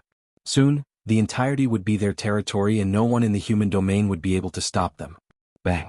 Matriarch Pious watched in silence as the old man kicked at a mountain furiously, causing it to crumble practically to ash. It was just a false mountain, one created by the hands of man, but it was just as large and sturdy as a real mountain. It was just unfortunate that it had caused the ambience of this peaceful garden to crumble. It was even worse that the old man seemed to have done it with a smile on his face. The old man exhaled as though he felt better and shook out his stumpy arms. Find me something that can heal my arms, quickly. I can't walk around like a muppet. Are you really all right, Mauve? Matriarch Pious asked. Don't question me in front of the child, woman. You'll ruin my prestige. I think you've done plenty of that on your own. The old man looked over. You're lucky that you're Mendel's woman. I think we both know it has nothing to do with luck, and also I am not his woman, I am his wife. Whatever helps you sleep at night, Mauve said casually. Not all of us need to lie to ourselves to be at peace. There's no lying about it. I told the dumbass Velasco that he would die if he continued on his path, and did he not? I told his father before him too, and didn't he also die? Now his grandson and his son will follow the same path. I might kill him myself if he crosses me again. If? You're well aware that you can't kill someone so important, Matriarch Pious said lightly.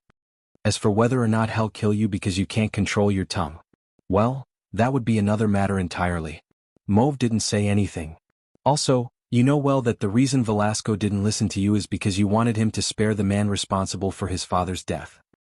His father wouldn't have died at all had he just listened to me, Mauve said with finally a bit of bite in his voice. I have a feeling that these youths, these brats, these young men as you so like to call them, might be far more insightful than you are. Every word out of your mouth is just yet another lie. N-OVLB and Mauve fell into silence again. Neither of them seemed eager to talk actually, and it seemed that everything would come to a conclusion like this. But then Mauve actually parted his lips once more.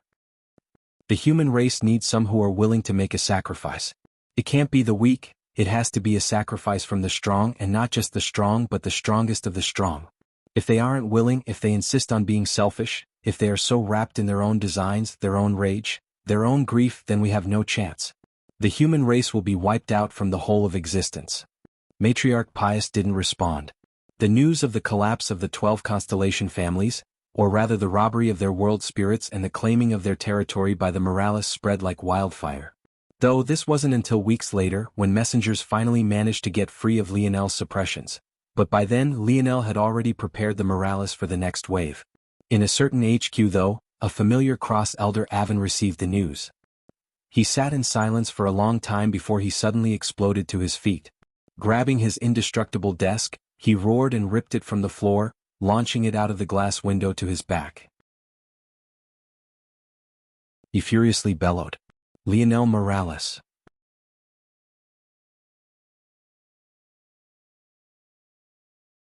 Chapter 2285. Published at 1st of November 2023 1:18 and 50 seconds p.m. Chapter 2285. Cross Elders. If audio player doesn't work, press stop then play button again. Chapter 2285. Cross Elders. Cross Elder Avon was absolutely furious. He remembered when he first met Lionel. He could have crushed that little shit immediately. Daring to steal the property of Shield Cross Stars, and such an important property at that, was unforgivable. To make matters worse, he had actually been a fugitive for so long. He deserved nothing but death. What others didn't know was that Shield Cross Stars had been targeting Lionel ever since he exited the Camelot Zone. The failure to claim that zone for them was an unacceptable loss, and it was felt that the best way to gain the benefits they wanted was through Lionel. Unfortunately, there was only so much that they could do while maintaining the same level of caution. He had wanted to throw it to the winds, but he wasn't the only one making decisions. There were several other Cross Elders, each with their own factions and their own thoughts on the matter. And now look what happened. He had wanted to launch a full assault on Earth the instant Emperor Fox had thrown him out of their territory, but he had gotten word from above that it was unsafe. He had wanted to strike to kill during the air wars, but he once again received word that it was ill-advised. He wanted to send a lone ancestor to ensure that Lionel would die during the human domain invasion, and yet he was once again rebuffed. And now what? He was standing here, more than half of the most powerful forces of the human domain effectively crippled and fallen under the power of the Morales, who were already gathering far too much power, and it was already far too late to take any sort of easy but drastic action. Lionel had somehow already gained the ability to protect himself from ancestors. Even setting aside his armies, there were those modified starships. And even setting aside those modified starships, there were still the reports that over a dozen ancestors had died in battle. And yet there was no use that Lionel had made use of them yet. The sight of Lionel resurrecting ancestors of the foreign races and then slaughtering over 50 ancestors under his own power was something that was burned into Cross Elder Avon's psyche. Now, Lionel had even more ancestors than he had had back then, and they were a trump card in his back pocket that he could use at any time. This news was as bad as it could be, or so it seemed, because what came afterward was even worse than that. This news was delayed by several weeks at that. Lionel had immediately used the conquering of the world spirits to restrict information moving in and out of the 12 territories. Although he wouldn't be able to use the full strength of those territories anytime soon, this required almost no strain at all. If information wanted to get out, it had no choice but to move through more normal channels, and how long would that take? How vast was the human domain? How many families were there? How many would fear what it would mean to betray Lionel by leaking this information? And these families, who were cut off from the outside world as well, how could they know that they weren't the only ones to suffer at Lionel's hands? For all they knew, they were the only ones to suffer, and sending this news out would do nothing more than expose the fact that they had lost their world spirits, making them vulnerable as a whole. Ironically then, those families actually helped Lionel keep a lid on his escapades for fear of what it would do to them until they confirmed that other families had suffered the same fate. No, not just until this, but until they understood that enough had suffered the same fate that it wouldn't be easy to target them all at once. It was only then that they allowed the information to flow smoothly and it finally reached the ears of Shield Cross Stars. And that was precisely what set Cross Elder Avon off. N-/OVL in each one of these territories had Shield Cross Stars branches within, but these powerful families didn't trust those branches as far as their youth could throw them. They were restricted to the outskirts, and Lionel had passed right through most of them without even attacking. However, the same wasn't true on the way back.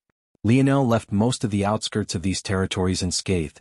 He used the expertise of the geniuses he had snatched to learn of the structure of their outposts and make it past them without any warning at all, and then he directly attacked their capital cities without any warning. But he didn't do the same for Shield Cross Stars. It was like he was provoking them, like he was spitting in their faces. He unceremoniously slaughtered them all, or so Cross Elder Avon's thought. All he knew was that aside from strips of blood and flesh, their branches were deserted of people, strangled and practically wiped from existence. He didn't respect them at all. He slapped each one of their faces and it was practically like he was taking a piss over their walls. Cross Elder Avon's infuriated roar echoed through the capital of Shield Cross Stars and it was like a call that brought all of the Cross Elders together at once. Some young, some old, they rushed into Cross Elder Avon's ravaged office as his eyes spit with flames. Literally. Cross Elders, men and women alike looked around. Some sneered, some were somber, some found the situation amusing and some were serious. It was clear by this meeting that the numbers given to the public for the number of Cross Elders was nothing more than a lie. In this room alone, more than 36 had gathered, many of whom not a single soul in the human domain would recognize. Do you see what you've all done? Do you see what you all have allowed? Cross Elder Avon barked, the temperature in the surroundings skyrocketing.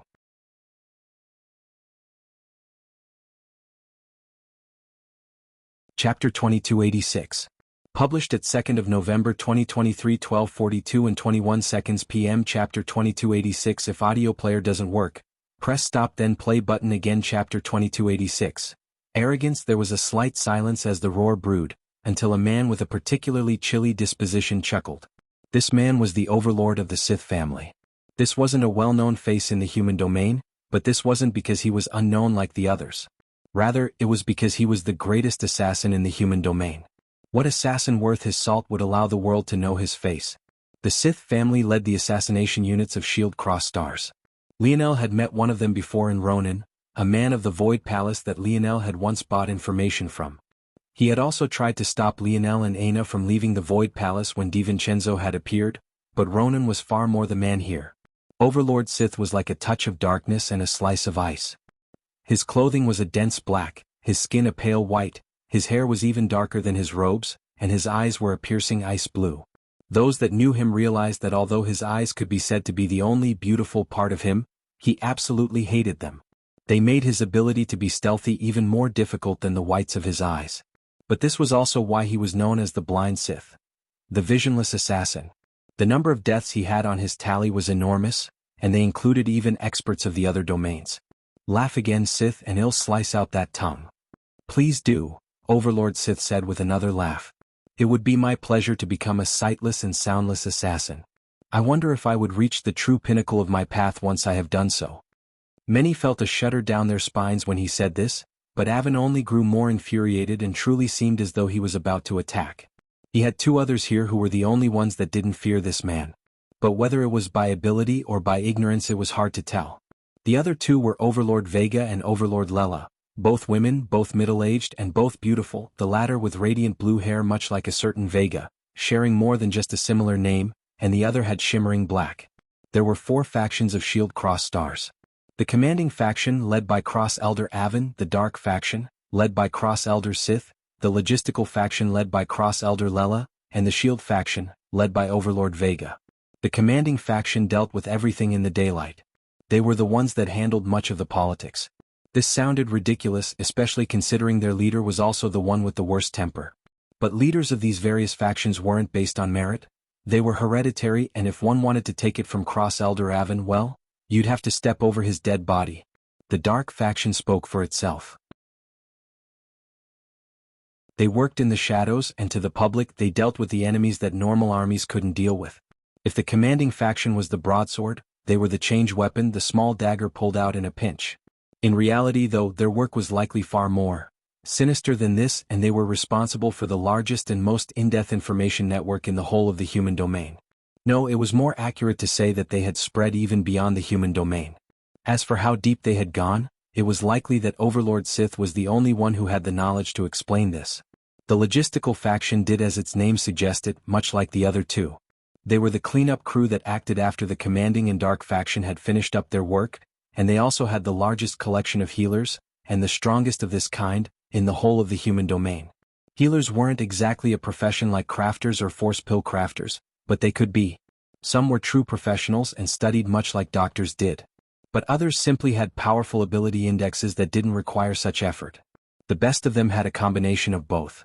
A point of interest was that the Vierer family, led by their young genius who had once had a great deal of conflict with both Lionel and especially Aina for taking her spot on the rankings, had recently joined their ranks.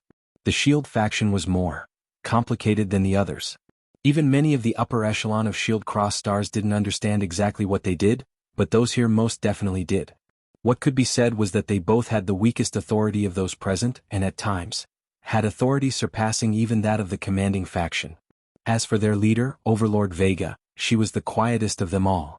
Of the more than 36 cross elders here, they were quite evenly distributed amongst the factions. Except for the Shield faction, which both had the largest variety and the largest number of them. That's enough, Overlord Lela said lightly. I still stand by our earlier decisions. The child also hasn't done anything significant, and definitely nothing that relies on himself solely. The main power behind everything is the Morales family, and so long as they are dealt with, the child is still not a problem. Your demeanor is unbecoming of the head of the commanding faction. Speak to me like that again, woman, and see if I don't rip your head off. Avin snarled. I'm not worried about a child, but it's been 3 generations now, 3 generations of you all saying the same things. The second was already far better than the first and cost us countless losses, and now the third feels even more powerful than the second was, on top of the fact all monitoring attempts on the once unproblematic uncle has now failed as well. Do you still think that we have control? Your arrogance will be your death. Avin spoke in a low roar.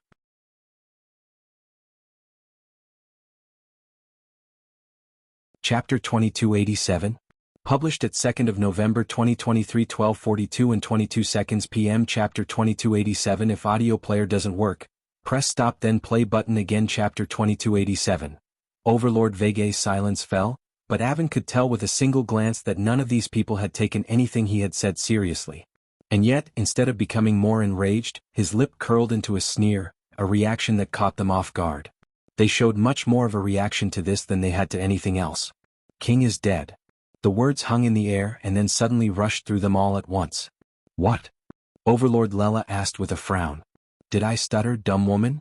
King is dead. Explain. Lela said coldly. I was contacted a week ago with this information. And why are you only telling us about this now? Because I both wanted to see your stupid faces and understand what the fallout of that matter is. Also, in case you've forgotten, the head of the commanding faction is me, not you. When I'm contacted with information, it's up to me how it's divulged. How did he die? Overlord Vega, who hadn't spoken until now, suddenly asked. Avin was surprisingly straightforward this time without any fanfare. Velasco killed him. What? Now you all understand that I'm not just chatting horseshit? I told you all to take this matter seriously, and you refused to time and time again. I've not been fooled. The reason you all dragged your feet is because you feared him, and maybe you were right too.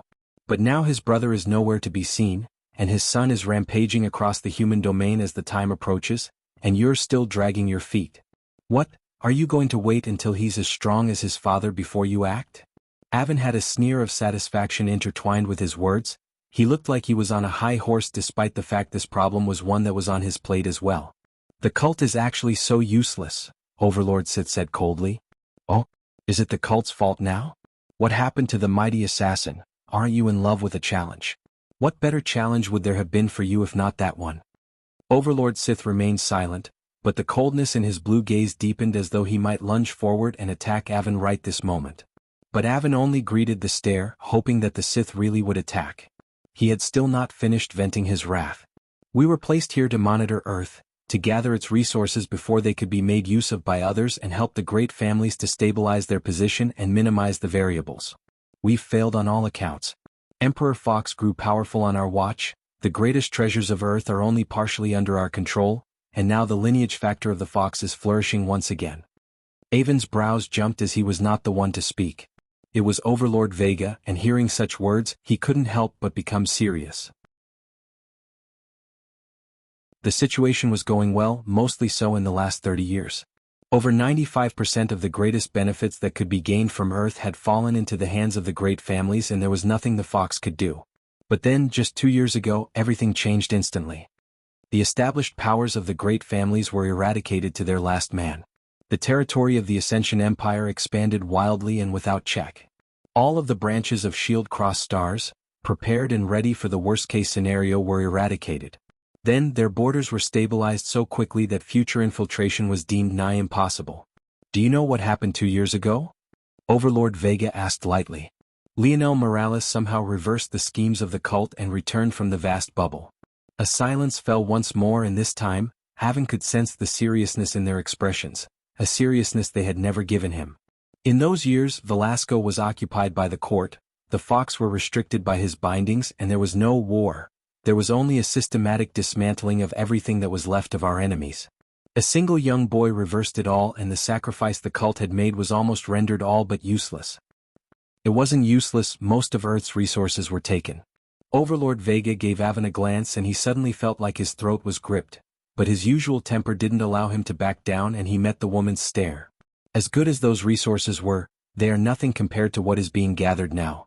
This version of Earth, the one on the verge of the 8th dimension, contains the most valuable of the loot. Leonel Morales has already entered one, and he returned far stronger than should be possible for a 7th-dimensional existence of this world. Haven fell into silence. This is not a matter that can be taken lightly. I've never liked the cult. Their views don't align with our own, and the direction they want to take the human race is abhorrent. However, they, just like the rest of us, understand that these incomplete worlds are our final chance and nothing can be allowed to go wrong. The existence of Fox in this world has opened us up to a great deal of variables, and each one seems more dangerous than the last.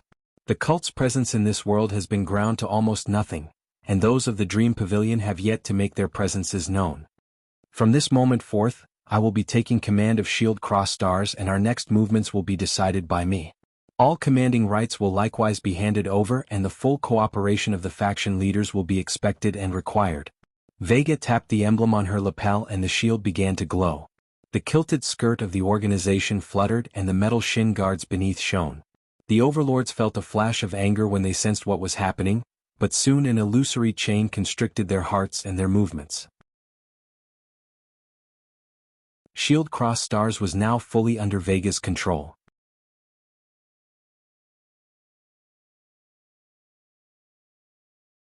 Chapter 2288.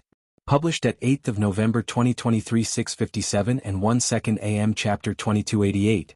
Wait here. If audio player doesn't work, press stop then play button again. Chapter 2288. Wait here. Leonel sat in silent meditation. His expression didn't carry any hints of happiness, just focus. He had done nothing in these last several weeks other than meditate on his vital star force. He gave it all the attention he had. Or, at least, this version of him had. When he returned home triumphant, the Morales elders had nothing more to say. To use 120 million soldiers to conquer just one world spirit of a constellation family was shocking enough. Such a number was too far from the number of elites that were present in just one of these families. And yet, Leonel had used that number to take on 12. If the status quo remained like this, in a year the territory of the Morales would grow by more than 10 times, and there would be almost nowhere in the human domain that they couldn't go without having the advantage of suppression on their side. It was a realization that made them realize just what Leonel meant by saying that they were at an undeniable advantage. But maybe the most shocking part of all of this was that they hadn't lost a single person. Some had died, but they had been revived just as easily. The Morales had essentially given up nothing but a sputteringly small amount of resources in exchange for the most valuable treasure of each and every family. So, when Leonel gave them their next set of orders, they responded to them with sharp precision. When the third week came to an end, everything was prepared and Leonel slowly opened his eyes. As he did, the sight of himself reflected in his irises. N-O-V-L-B-I And he didn't seem to be surprised by this, and why would he be? He simply touched his own hand and the two of them became one. All of the insights he had made into Vital Star Force came together as well, but unfortunately it still wasn't enough for a breakthrough, but he had expected this as well. He took a step out of his meditation room and found his squadron of 10 waiting for him. But these 10 weren't just any 10, he knew them all too well. Joel, Arnold, James, Milan, Raj, Franco, Drake, Alan, Gil, and the latest addition, Rayline. These 10 hadn't participated in many battles, and he had purposely had them hold back during the air wars as he never had intention of going all out for that battle. Since then they had only grown ever stronger. They had benefited greatly from the rewards Lionel had gotten for winning the air wars. Each and every single one of them was already in Tier 9 of the 7th dimension, but this was also because they had entered the 6th dimension using the conventional path. Progressing for them was as easy as absorbing more resources. What was difficult was making it so that they could absorb more resources for the same increase in benefits. This required changing their very foundations, something that was far easier than it should have been, now that they had died before. When Lionel had resurrected Armand and the others of the Constellation families using Breathe, he had done so within or instead of the silver tablet. That was more of an experiment than anything, a successful one at that. What he had been testing was how much he could improve someone's talent through the use of his lineage factor. The result was beyond his expectations because it was far easier than it should have been. In Lionel's views, this only proved one of two things. Either the Fox family lineage factor was just that powerful, or the people of this incomplete world were simply that weak. In reality, it was a combination of both. But at the same time, it was also in great thanks to Tolliver. When it came to Armand and the Blood Diamond, Lionel had just chosen something that was close enough and tested it out. However, when it came to his brothers, not only did he pick out such ores, but he used Little Tolly's abilities to fuse them together, forming them into new ores that perfectly matched their paths. Little Tolly could only create 6th-dimensional ores, but Lionel had realized after meeting El Ryan that dimension was next to irrelevant. In fact, it probably would have been better the lower their dimension was, it would only make it easier to reforge their foundations. The stronger his crafting became, the more perfect the ores he would be able to forge with Little Tolly, and the stronger he could make his brothers. So long as they were willing to experience death and trust him with their souls, he could take them as far as he could go. And now, while each one wasn't yet as strong as junior ancestors, together with their armor, they could kill as many came their way. Once they settled in with their new talent and their force manipulation caught up, even junior ancestors wouldn't be a match for them. And with him leading them, even ancestors weren't their match. "Let's go," Lionel said lightly. They all vanished at once, and when they appeared outside the segmented cube, they found a sky filled with starships. It wasn't just one or two, it wasn't even just a few dozen, there were hundreds. In the whole of the human domain, even in the whole of the dimensional verse, the number of ancestors didn't greatly surpass this number. And yet, just one of these starships could take out an army of them on their own. Overlord Morales appeared by Lionel's side. No one knew who this old man was, and he even looked like Lionel's advisor to most. No one would guess that this man was one of the strongest of the Morales family. "Are you certain? Why risk the lives of the most valuable Morales?" Lionel asked. "At this point, I think it's fairly certain that the most valuable Morales is you." "I don't think you mean that," Lionel said with a smile. "You're too clever for your own good, child." Lionel's lip curled. Wait here for news of victory.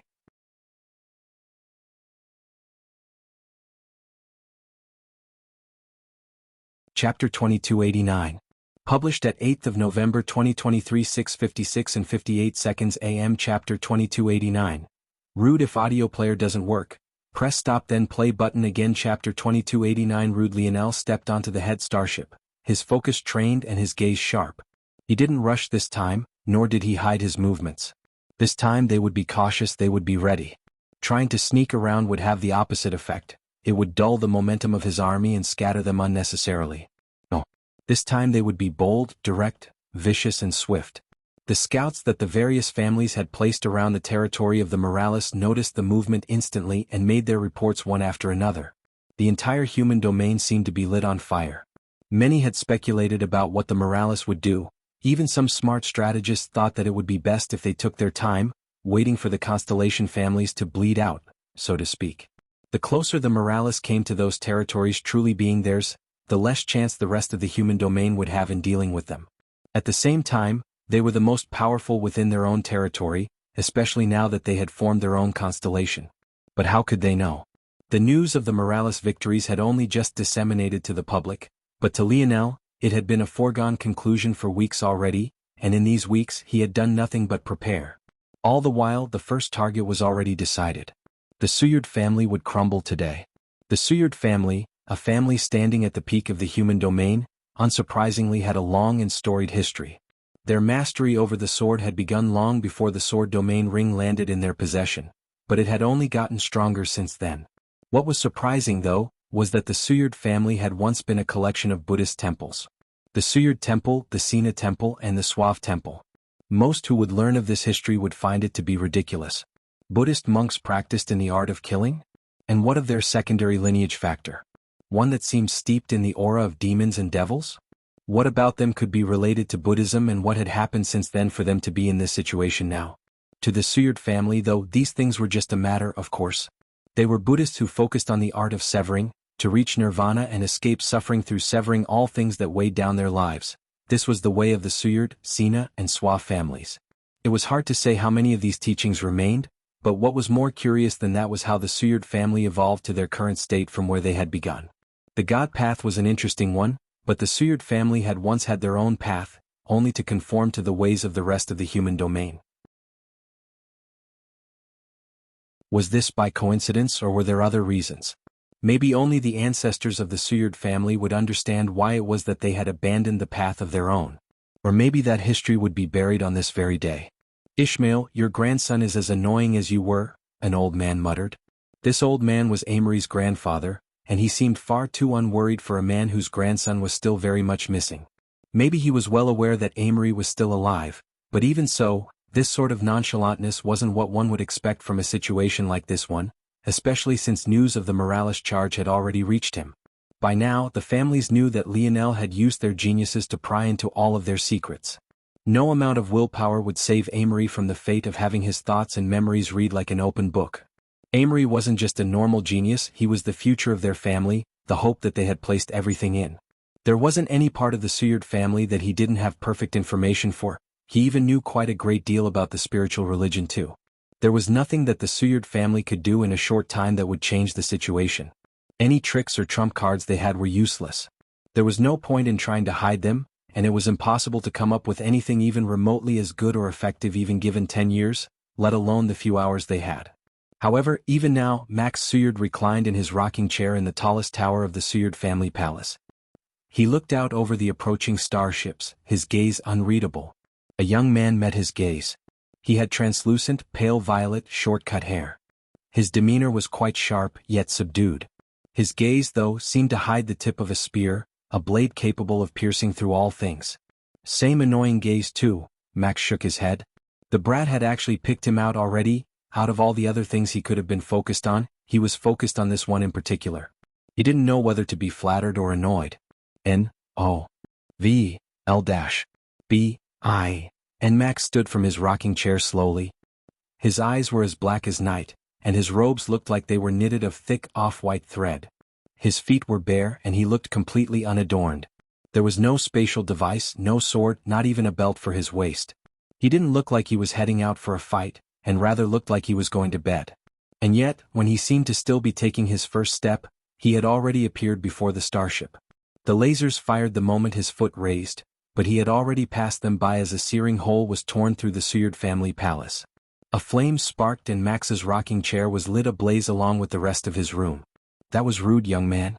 Is this how you treat your elders?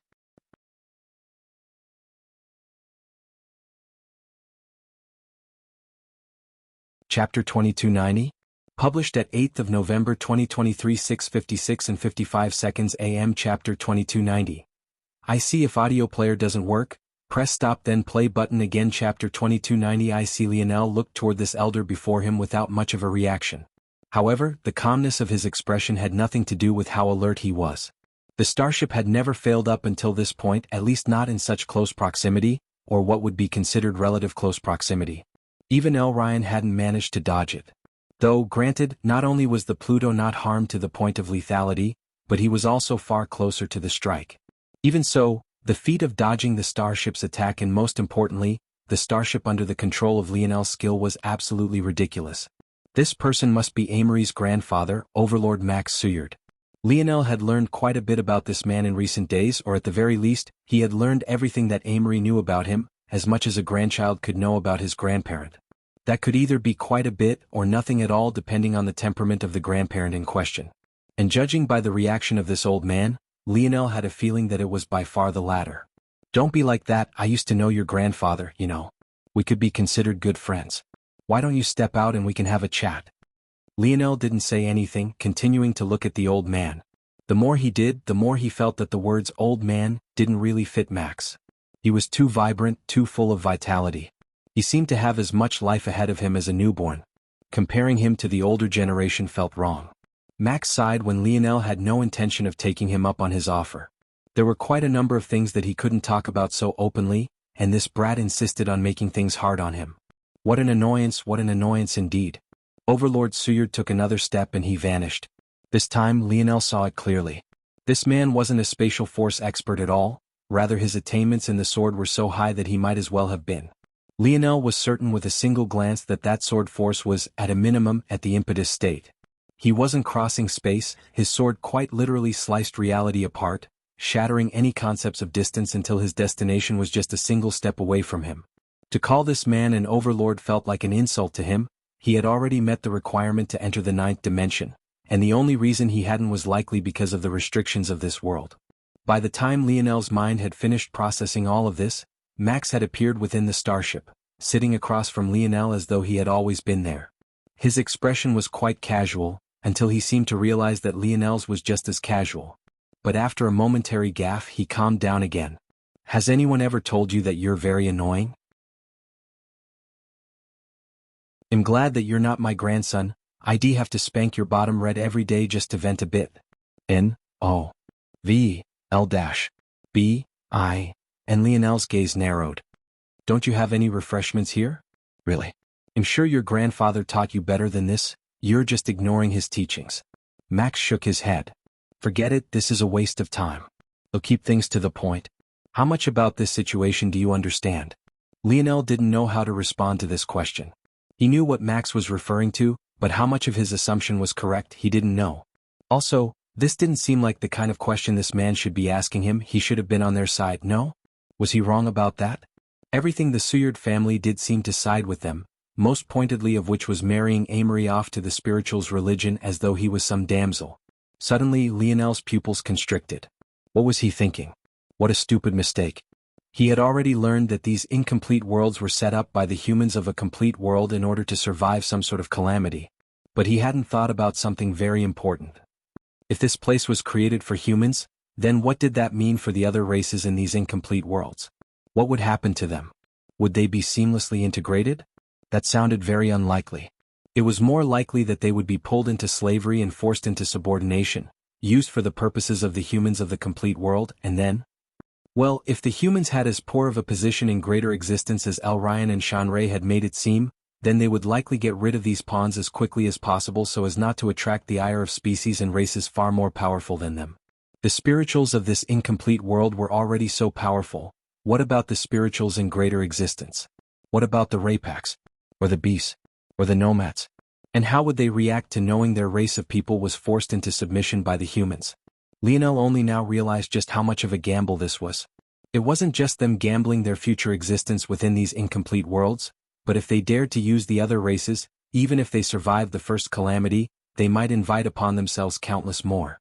He was so used to humans being in the weaker position that he had almost neglected the fact that in this small corner of existence, they were the ones in control, and as a result, the races that usually pinned them beneath their heels were in a precarious situation as well. Him assuming that the Suyard family was just like Shield Cross Stars or the Void Palace or the Three-Finger Cult, all because they had sided with the spiritual's religion, was foolish. He had simply taken their being an enemy to be natural as they had always been the rival of the Morales, but he was only making false assumptions. He also wondered just how much of these deductions could be translated to the hidden branch of the Morales as well. "I see." Lionel spoke his first words. "Okay. Hand over your world spirit and give me information about your cooperation with the spirituals and I will handle the rest." Max Suyard didn't even know what to say.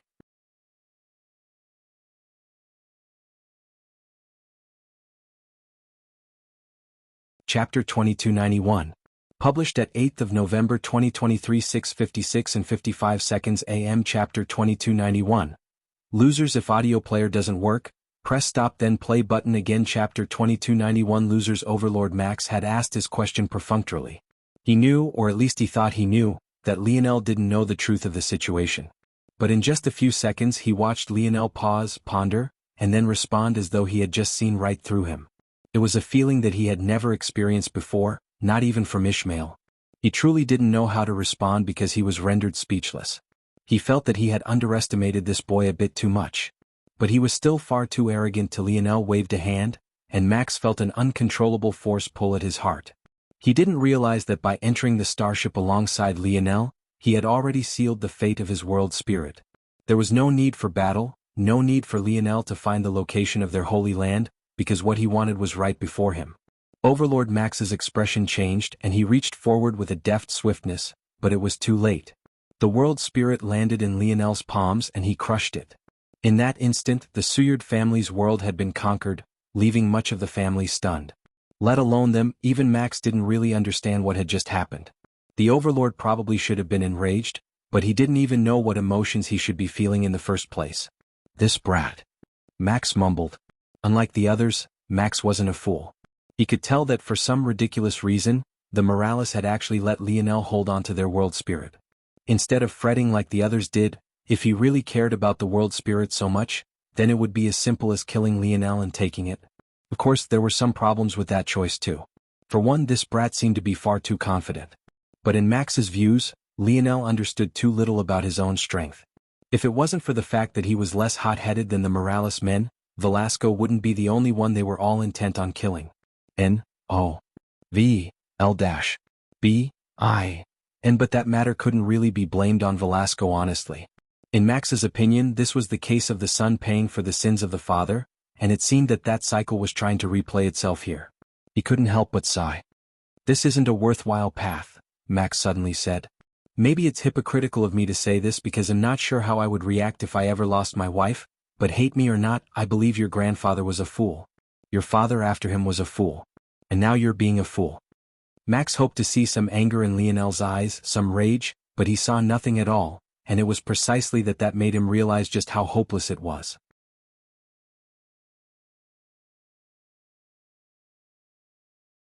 Amory though didn't react to this. Even after his grandfather stood and pulled him up by the scruff of his collar, he still didn't react. If you can win, I'll consider supporting you.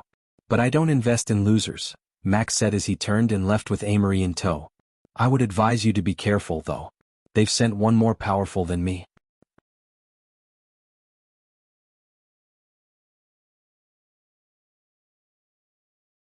Chapter 2292. Published at 8th of November 2023 6:56 and 31 seconds AM. Chapter 2292. A warning: if audio player doesn't work, press stop then play button again. Chapter 2292. A warning: Lionel didn't say anything even after Max had left, but his senses relaxed somewhat and his hold on his brothers loosened. The reason he had insisted on not closing his eyes when he faced Max's stare was because he didn't want to be distracted for even a moment. Against such a person, even a split moment of distraction would mean death. And if Lionel died, there would be no one to bring him back to life. He didn't miss any part of what Max had said, but that was less because he was listening for his advice, and more so because he was searching for clues about other matters. His grandfather's lover was one person that he needed to know more about. Usually this would be a person he directly ignored, but she had crossed his bottom line. Since she wanted to stand opposing him, then she would have to die. Lionel didn't move immediately though, even after the meeting had concluded. He had planned to spend quite some time on the Suyard family and he didn't quite know what it meant to let them go like this. Until now he had simply taken the world spirit and left. In his opinion, that was all that was necessary for the weaker families, at least relative to the other powerhouses of the seventh dimension. However, the Suyard family was different. They were a true powerhouse, and the blow they could deal Lionel if he was caught off guard was heavy, especially if Max took action. It was more difficult than not to leave them be like this. His finger had even twitched somewhat as he felt that killing Max here would be easier on him. He wouldn't have this constant lingering insecurity in the back of his mind.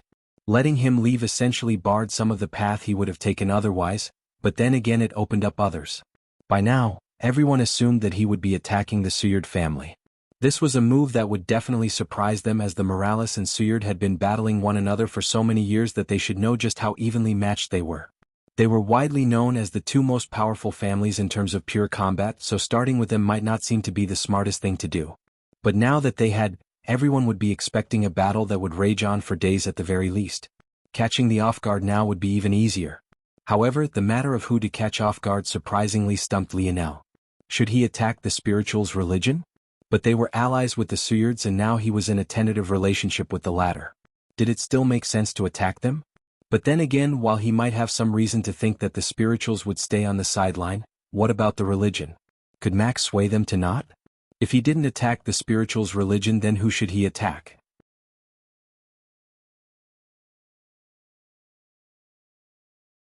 He didn't have nearly enough strength to succeed with that method, not outside the bounds of Morales territory.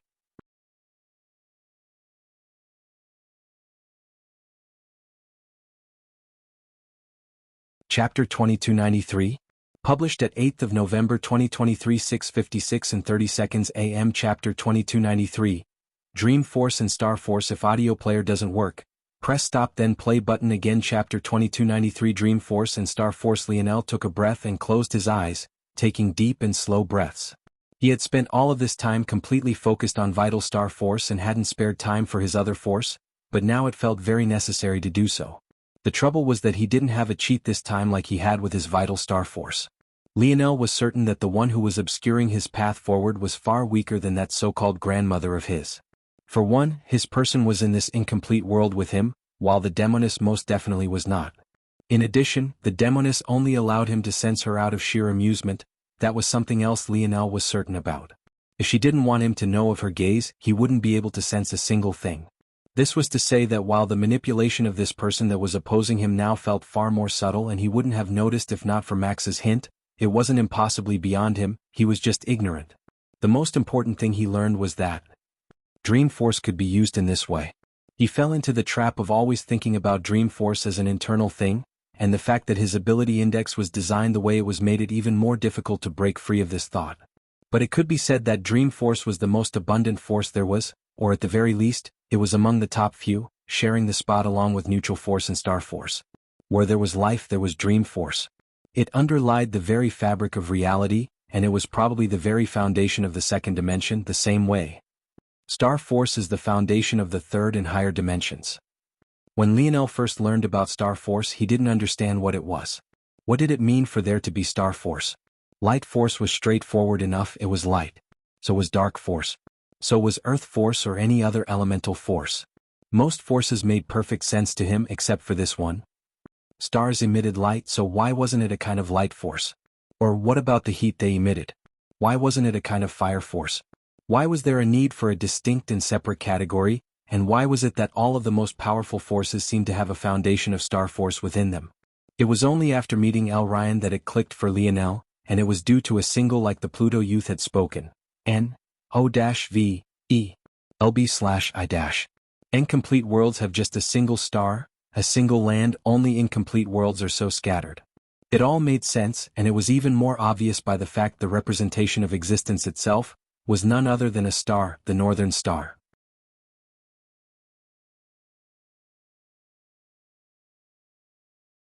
He took a breath and a large amount of Dream Force from the surroundings flooded into him. And then, his Scarlet Star Force stars began to rotate with a pulsing vibrancy, and as his ethereal glabella was coated with destruction runes. He wasn't a dream sovereign, but he was a destruction sovereign. He wanted them to dare to destroy his soul again. He would crush them. Without hesitation, Lionel entered the dream world again. Author's note: just 2 chapters today everyone, and no chapters tomorrow unfortunately.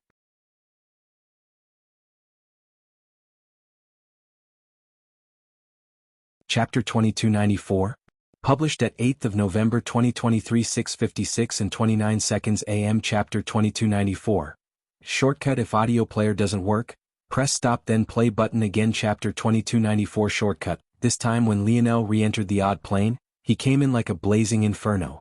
He could easily remember the energy signatures of all those that had attacked him previously. It might as well have been like looking at a face for him.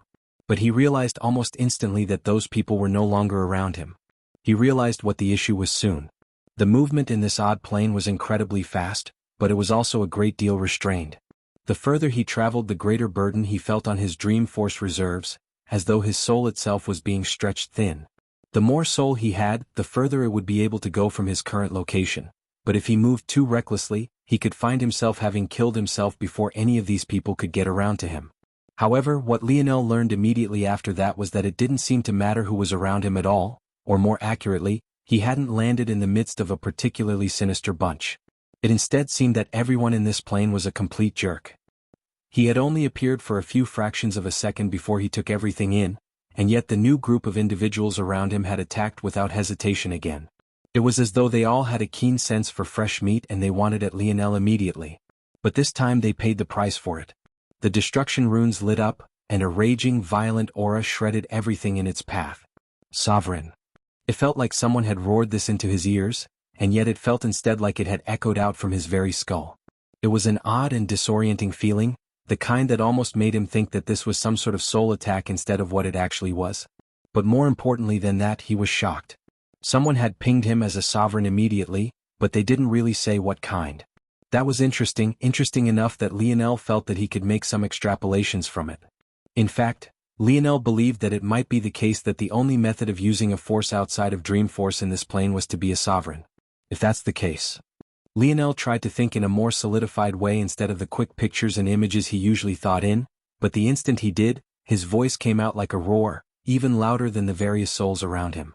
His reaction was quick and he stopped immediately, but the damage of doing so was even more devastating than his destruction runes had been.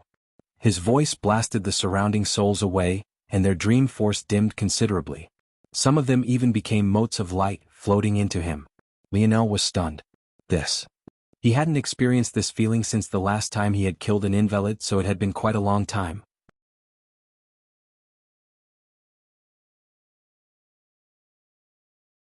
Absorbing the strength of others looking for quick shortcuts had crippled many of them.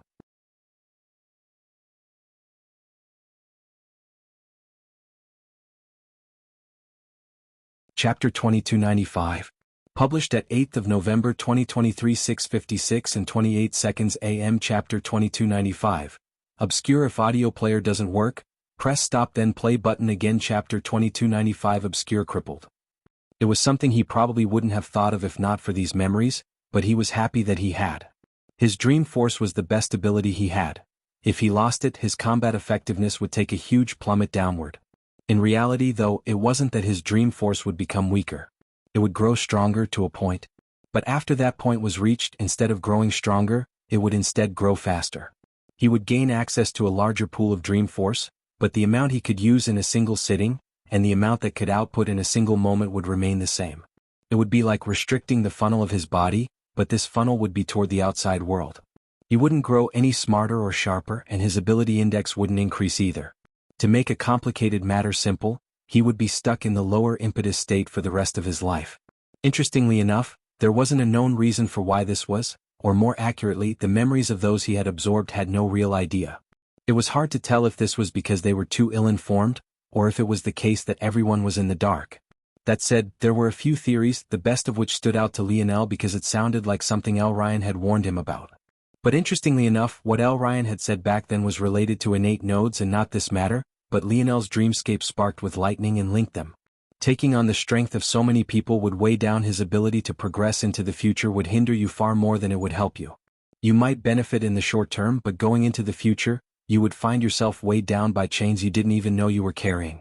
Even though he had learned of this, Lionel felt fascinated by the plane. The idea of being able to steal the memory of others and assimilate all of their thoughts was more intriguing than he ever thought it could be.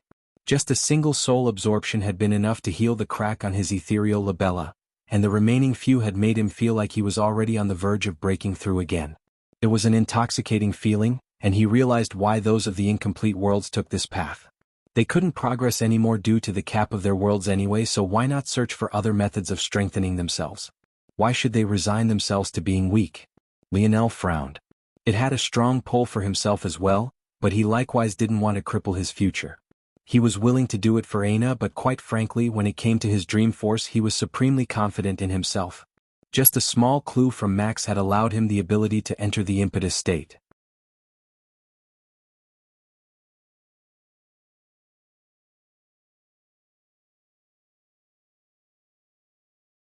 Chapter 2296. Published at 8th of November 2023 6:56 and 28 seconds AM. Chapter 2296. Ignorant if audio player doesn't work. Press stop then play button again. Chapter 2296. Ignorant Lionel's dream force affinity was far too high. Even if one hadn't gained access to the dream plane yet, having high affinity would allow you to sense its pull even while unawares. Due to this, whoever was trying to mess with him had to be extremely subtle and couldn't just dig through his thoughts and memories as they pleased. Of course, you could avoid this sort of probing in other ways as well. One way was through the use of mind-protecting treasures, something that was far more common in complete worlds. In addition, you could avoid this by just being extremely powerful yourself and having a force within the life state. Having a life state force made you more sensitive to the matters occurring in the second dimension and you could fight against them. That way, even without protective treasures, you could be immune to the probes of a dream force master. Of course, only those with crafters of a certain caliber could hope to have such protective treasures. The likes of the void bubble had to buy such treasures from other bubbles, and since they had been cut off from the wider world for so long, they had very few remaining and they were concentrated in the hands of the most elite. That said, since Lionel wasn't in the life state yet and was only in the lower impetus state, he was very far away from being able to affect the dream plane of a complete world, even if it was a weak one. Even so, this sort of understanding blew everything he had come to know out of the water. What was more important than that was that his own mind wasn't the only thing he had to worry about, there was also the minds of everyone else. Luckily, Lionel hated explaining himself and usually kept his plans to himself aside from a few irrelevant tidbits. This weakened the possibility of others probing those around him for information considerably. A thought flashed in the back of Lionel's mind. Was this the influence of his future self again? Had he been aware of the pitfalls and grown to keep his thoughts within the only mind he could protect? Lionel shook his head. He wasn't going to think about that person. You didn't need to give me that clue, I would have figured it out on my own. But this was indeed faster. Due to the demoness, Lionel was already familiar with this kind of probing. The moment he sensed the confusion in his mind, the odd, contradictory sort of confusion, the kind he had never experienced before, he would have realized that he was missing something. Whoever was trying to mess with him had underestimated the level of confidence he had in himself. The question now was, how would he counter? He understood how to after reading the memories of 7 experts. Each one of them had their own unique theories on how to manipulate dream force, and in an objective kind of way, each one was the pioneer of their own unique fields. Being raised in an incomplete world and making it to the impetus state on their own made each one of the geniuses. Had they been born in complete worlds, they would have been high-class experts without a doubt, and that sort of unique insight was invaluable. If not for the dangers of absorbing too much, he would have wanted to take more advantage of this. There were clearly some unique paths and incomplete worlds that complete worlds hadn't thought of yet. There wasn't a gap in intelligence between the worlds, but rather a gap in time and resources. There might very well be some unique magic system or style or force manipulation method that existed in an incomplete world that existence couldn't even fathom. Lionel sat in silence for a long while, tapping his finger on his arm rest. I don't know who you are. But you just made this war 100 times easier for me. I'll thank you with a swift loss. Lionel's mind reached out into the second dimension, taking advantage of the weakness of his incomplete world. Then he began to send messages to each one of his people. They wanted to find a chink in his armor, right? Well, find a way. After he was done, he stood. Countless galaxies away, a middle-aged woman with flowing blue hair snapped awake from her meditation. Anyone of the Shield Cross Stars organization would recognize her as Cross Elder Vega. Her blue eyes glowed radiantly for a moment before she calmed down. She closed her eyes once more, then double-checked and then triple-checked. This method of dream force manipulation is so crude. Whoever this is only recently came into contact with the dream plane and their strength is weak. An early impetus state expert. Using an array of commands to try and confuse my sight? Vega slowly shook her head. It was meaningless. In this world, there was no existence with dream force manipulation better than her own. She had felt Max warn Lionel the moment he mentioned her in passing. This wasn't because she was as sharp as the demoness, but rather because there were certain minds she always paid attention to, and the overlords of this world were all on that list. That list, though, had an odd entry that stood out as the only seventh-dimensional existence on it, and that was Lionel Morales, and it seemed it had done her good. That boy used a single offhand and subtle clue to grasp the secret of the dream plane, and now he was actually trying to use it against her. This sort of seedling was exactly the kind the Dream Pavilion would fawn over. Not even 30 years old and yet had entered the impetus state and touched upon the dream plane. There were only two on par with him in the entire younger generation of the vast bubble. N/0 Vel B1, and unfortunately, he had made the wrong choice. Vega waved a hand and several protective talismans appeared. Lionel had learned from the memories of the seven that protective treasures existed. What he hadn't learned was that there were other methods of protection, and one of them was a direct shroud by another expert who could enter the dream plane. Toying with an ignorant boy was child's play.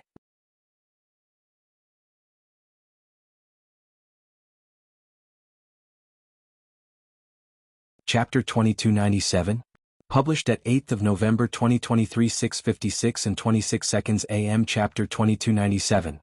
Extremely so. If audio player doesn't work, press stop then play button again. Chapter 2297. Extremely so. The human domain's forces began to move around like pieces on a chessboard.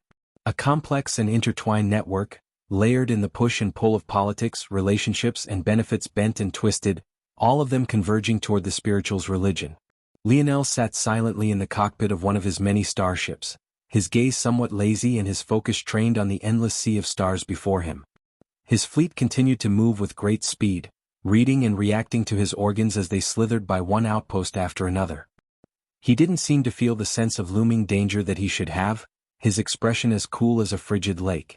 Soon, he had made it into the airspace of the spiritual's religion, and the location could only be said to be bright and beautiful. The planets ahead all had gorgeous planetary rings that looked like angelic halos, as though the asteroids had been dusted with gold eons ago when they had taken shape.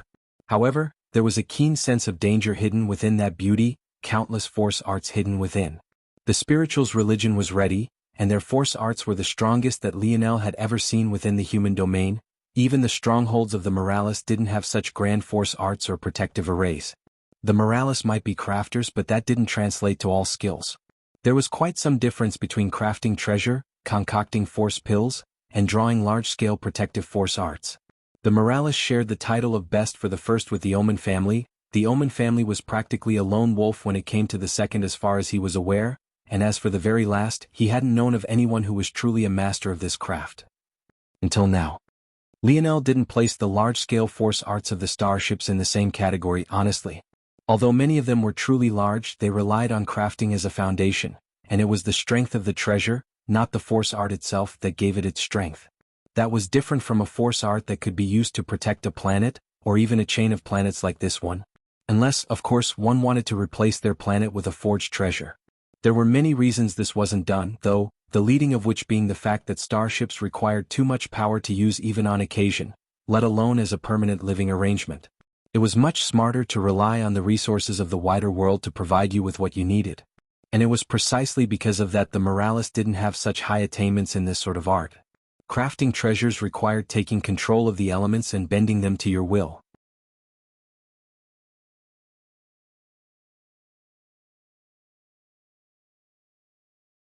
Her figure was hidden beneath a modest robe, but her exposed hands carried not the slightest hint of age, and it made one feel that whatever was underneath was just as well maintained. But more important than all of that, she was powerful. Extremely so.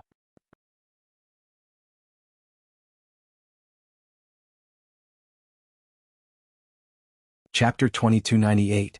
Published at 8th of November 2023, 6:55 and 40 seconds AM. Chapter 2298. Devastating. If audio player doesn't work, press stop then play button again. Chapter 2298. Devastating. Lionel didn't respond. Or rather, he didn't respond with his words. 3 laser beams shot out at once, their speed so great that the echo of the older woman's voice hadn't even faded before they appeared around her, pincering her in from all directions. The half-spiritual overlord was taken off guard. She had been ready for the strikes, and she had been perfectly ready to dodge using a method not too dissimilar from Max's efforts earlier. But seeing them coming and barely registering their speed at that, she realized that all of her efforts at dodging would be in vain. All of the angles she could use were cut off.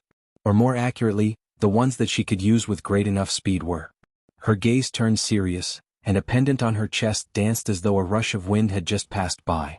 The rising winds of force echoed across the chain of ringed planets as the force art lit up, an overwhelming strength descending and forming a shield around the woman.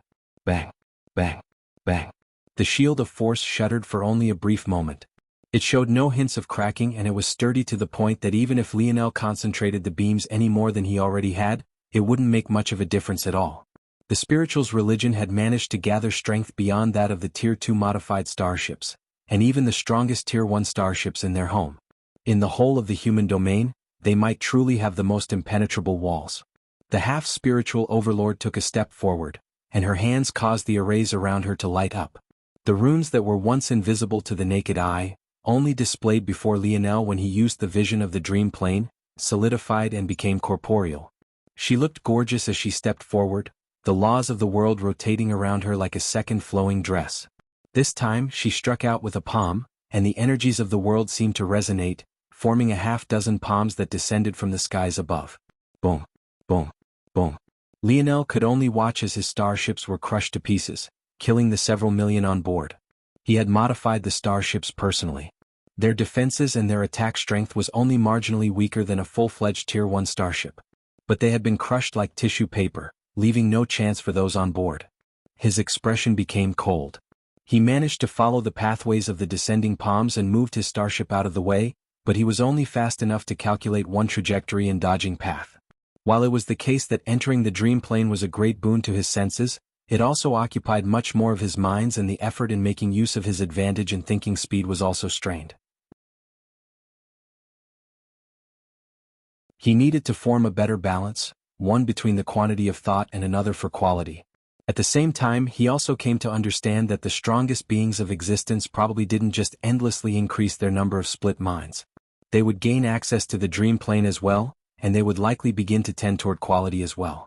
He still remembered that lesson Y Star Order had taught him when they first met. Y Star Order only had one mind, but Lionel already had thousands back then. He thought that he could hide his thoughts from Y Star Order by jumbling up his minds and hiding his intentions in only one, but Y Star Order had blown him out of the water. His one mind back then was worth far more than thousands of Lionel's because the quality of his one was impossibly far beyond Lionel's at the time. He couldn't help but wonder if Y Star Order had touched upon the dream plane as well, but now wasn't the time to think about such things. This was the greatest loss he had suffered since his campaign had begun, and he couldn't take it lying down. He gave over 90% of his minds over to the dream plane, reading and analyzing everything happening in his surroundings. There was no longer a need to deploy his dream world because it was completely and wholly inferior to what access to the dream plane gave him. He needed to grasp the strengths and weaknesses of the force art ahead, target the latter and avoid the former. Then he needed to find an opportunity to shatter it. The segmented cube was quickly deployed, and its various jigsaw puzzles fanned out and enveloped the starship. Then the starship began to rapidly shrink from a few kilometers in diameter to no more than a few meters. This was a trump card he hadn't used just yet. The segmented cube wasn't a fortress and it couldn't be used to attack either. But that didn't mean that he couldn't use Anastasia to integrate into his other creations, fusing the benefits of both into one. Novi/L being one of Anastasia's fundamental abilities, and one that he often neglected because of how much of an open secret it was the ability to take large items and put them into a very small space. So why not use that for his starship? Suddenly, the speed of the starship blazed and it became even faster. Lionel took manual control and whizzed by the attacks of the Overlord, inching closer until he suddenly vanished, appearing to her back. The second one of Anastasia's fundamental abilities was control over time. Whether it was the suspended reality of the snow globes, the dilated inner world of the incubators, or even her ability to peer through the stream of time and even pluck out lives to resurrect, all of them relied on time force and spatial force. Together they were devastating. Lionel shot through a weak point of the force art like a speeding light beam of his own. It was so fast that the Overlord couldn't even react, the long-standing force art of the spiritual religion crumbling right before their eyes.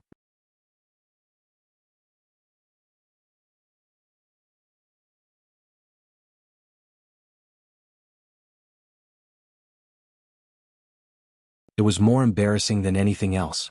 The fate of the human domain was on the line, and this was what she was thinking about? It's cruel, isn't it, what he's doing to your people? And /0 Velbin Yuri subconsciously nodded. Lionel really was too cruel. He didn't used to be like this. In the past he was so compassionate, too compassionate. She had known that he carried a hidden sharpness within him, and had been hesitant about her sister falling for him as a result, but she had never thought that it would be so dark, so sinister. As a half-spiritual, she was quite sensitive to such things. As good as Lionel was at reading people, she was quite good as well, and her soul force affinity was exceptionally high. Looking toward Lionel's back in the far-off distance, he just felt like a shroud of evil, wrapped in the cloak of a black dragon of sorts and carrying all of the creature's worst vices. Wrath, greed, pride. He was the worst kind of leader. His charisma worked well on those he had been manipulating for a very long time, and it even worked well on those who were hyper-intelligent but lacked the sharpness of EQ. But to a person who could read him like she could, he was just a blob of insecurity, of aimless fury, of malice. She was quite powerful by now, no less talented than either James or that Blade girl who turned out to be a spark, or she guessed both of them were sparks now. But Lionel never used her. He was quite vengeful. Only because she had treated him a little coolly almost a decade ago now, he never allowed her into the spotlight, never allowed her to help protect the only family she had left, never allowed her to display her strength. The big brute told her that Lionel only made use of people he trusted, and that being used by him was actually a sign of respect and nothing less, but that just made her lip upturn into a sneer. Raj had been manipulated by that man for too long. Since when was being used a sign of respect? Since when was it a sign of trust? But she had grown tired of the argument. She realized that she truly did love Raj. She didn't like seeing the pain in his eyes every time she said something cruel about Lionel. Plus, if not for Lionel, that big brute would be dead not just once but twice over. Yuri seemed to calm down from the odd voice in her subconscious pokes and prods. She did carry some animosity toward Lionel, but not enough to truly hate him. At worst, they were just on opposing sides and could learn to live with one another. Plus, he had begun to use her now, right? Maybe this was a turn for the better. She looked down at the controls before her. It should be about her turn to act now, right? 3. She counted. 2. How could she not take part in such an important mission? Where do you think she could be? Something within Yuri snapped. Aina is dead.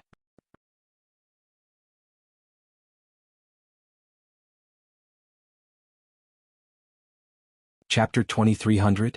Published at 8th of November 2023 6:55 and 28 seconds AM. Chapter 2300.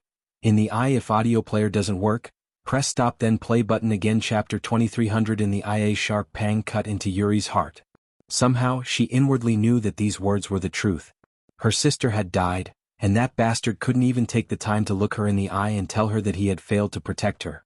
N/0 Velbin. Her eyes brimmed with tears, her chest felt like it was being ripped apart, and her blood felt like molten metal in her veins, pulsing about and making her organs feel as though they were being seared from the inside out. And yet, that feeling was only a reprieve from the heart-hollowing pain. What was he doing? Couldn't he resurrect everyone else easily? Why hadn't he resurrected Aina? Was he truly that cruel? Yuri grit her teeth so hard she felt as though her jaws alone might shatter this rattling mortal of hers.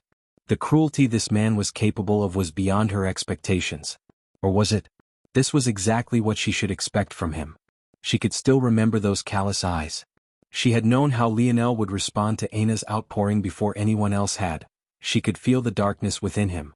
That day on planet Luxnix, when the selection was taking place and Lionel was slotted to battle Aina, she had never expected that Aina would do such a thing, or else she would have done everything in her power to stop her. In the past, she had never made an effort to stop Lionel's attempts at wooing Aina because she felt that they were people from two different worlds. One was a quarterback and the other was a 5-star health profession. One had a father born to a world that the other couldn't imagine, and the other was a normal human boy who couldn't even live on the surface. One was a talent destined to bring the Brazinger family to their knees, and the other couldn't even fathom what a family like the Brazinger family was capable of. In her views, he might even become an invalid the moment the metamorphosis descended, and it wouldn't be something to even worry about. But even when he didn't become an invalid, his reaction at seeing Aina kill was all she needed to see. Aina was too focused on revenge for her mother, and there wasn't time to care for all of these other things, especially not the coddling of the feelings of a grown man. However, as time passed, she slipped further and further away, and the feelings of a high school crush she thought would fade with time instead became stronger. It all culminated in that day when Aina told that man the truth, poured out her heart to him, described every secret little moment that she had kept to herself until that moment, secrets that she hadn't even told her own sister. And how had that man responded? So what? Those were his exact words. She could see it coming.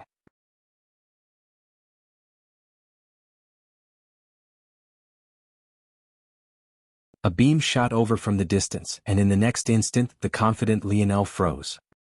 He looked down at his chest, a blood hole the size of a bowl having formed.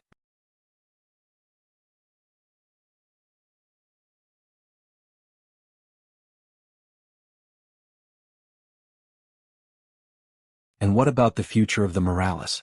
This was a patriarch that had accomplished so much in a short time. Was his life really going to be cut short like this? Was that you? In a corner, hushed voices spoke. No, I didn't take action. That kid practically has 1,000 eyes. It feels like nothing escapes his vision. I wouldn't try to use such a simple ploy to deal with him. But maybe I just overestimated him. Then who? The two looked toward a region. The beams were too fast and they were all focused on the battle. Only the starships in the immediate vicinity would know exactly which starship had fired, and it wouldn't be long before they reacted. As expected, after a brief pause, the starships in the vicinity all backed away and aimed their cannons toward the same exact location. There was no doubt who had taken action now. Sir? According to our intelligence, isn't she the sister of the first Nova's woman? How could she be the one to betray him? They had all made the same assumption. It only made sense that Lionel had given such an important task to this person.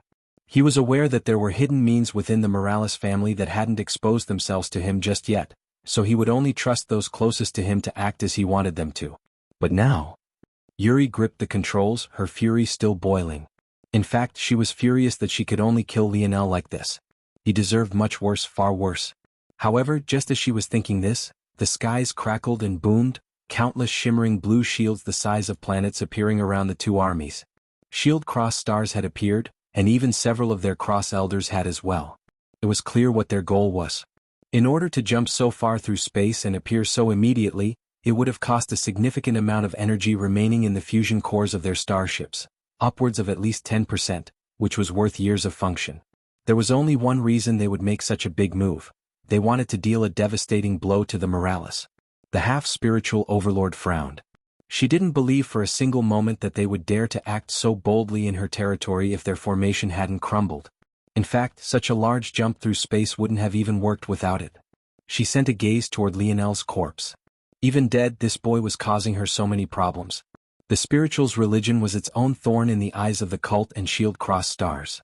It was a link between the spirituals and the human race that many weren't aware of. But these powers definitely would be. It seemed that the calamity of her spiritual's religion hadn't come to an end just yet. Overlord Vega stood at the helm of a Tier 1 starship.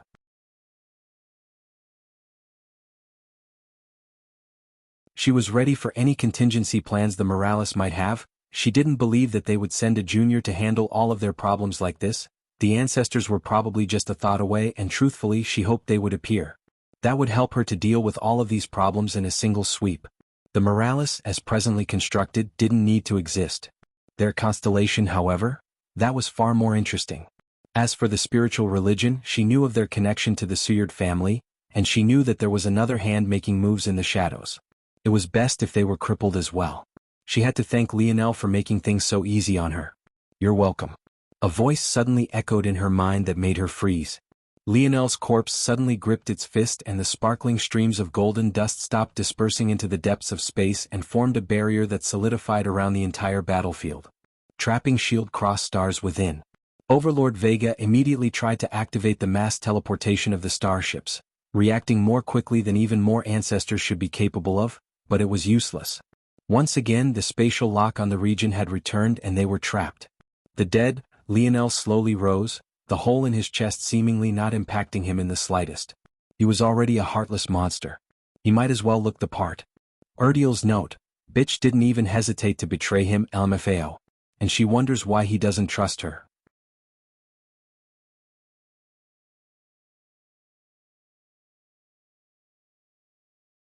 Chapter 2302. Published at 13th of November 2023 7:52 and 26 seconds AM. Chapter 2302.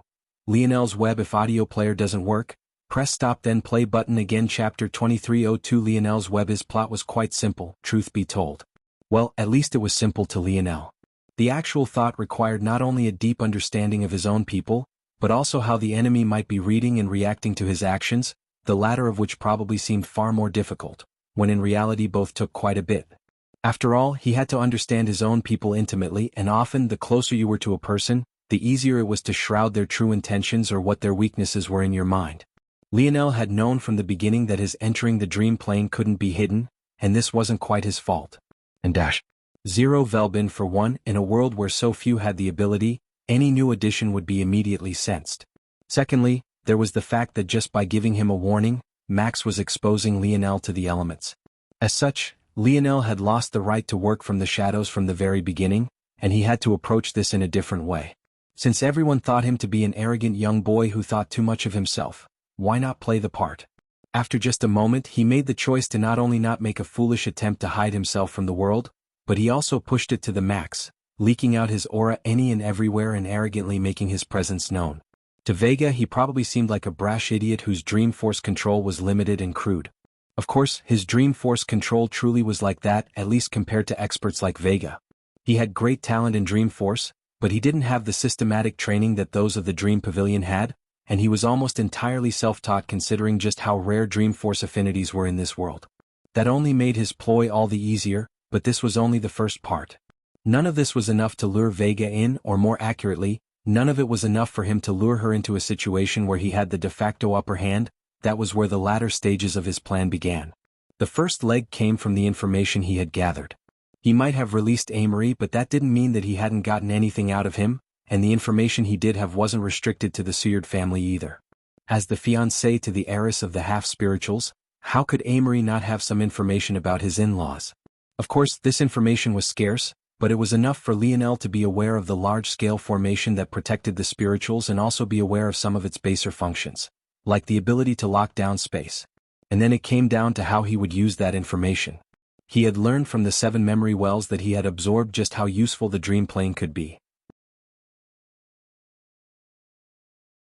It wasn't just about gathering up clues and knowledge while others were unsuspecting, but it could also be used to subtly suggest people. Of course, this wasn't an ability that could be used casually unless one had the ability index to match it, and even then it was hard to change a powerful person's mind. That meant you had to prey on their basal instincts, pulling at strings that already existed and make them looser, more susceptible to manipulation. This was what Lionel was certain the demoness had done with the relationship between his father and uncle. Maybe she found it to be amusing, sealing away the talent of one and making the other the crown jewel of the human domain.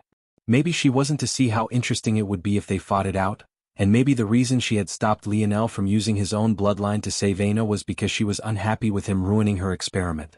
Whatever it was, that sliver of understanding allowed Lionel to understand just how the dream plane could be used. It wasn't as straightforward as hiding what his plans were. He had to also be mindful of the mental state of his people and which of them could be used for what. And that was when he thought of the perfect plan. Yuri couldn't have been more perfect for this job even if she tried. In fact, even if he engineered a person to fulfill just this one role, he would just end up with a clone of her. The specialty of the spirituals array was that it was meant to protect the freedom of half-spirituals. Due to this, it couldn't be used against anyone with spiritual bloodline within them, and the formation ignored all those with that lineage.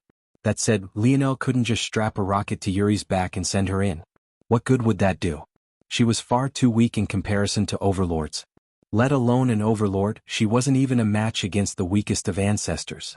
However, if she was the one to act, the formation wouldn't retaliate, and thus she was perfect as a tipping point, a final push to get them over the hump. So he gave her a simple task. Once he collapsed the outer ring of the formation, she would take action. While shrouded in the power of the formation, the half-spiritual overlord wouldn't even sense Yuri before she acted. With a single strike, the overlord would fall without even realizing what happened, and then the rest would be easy. It was the perfect plan, and it took advantage of the greatest weakness of the spirituals. From Vega's perspective, it was also perfect. In fact, she would find it amusing how Lionel would try to mask his attentions by giving everyone in his army different decoy orders.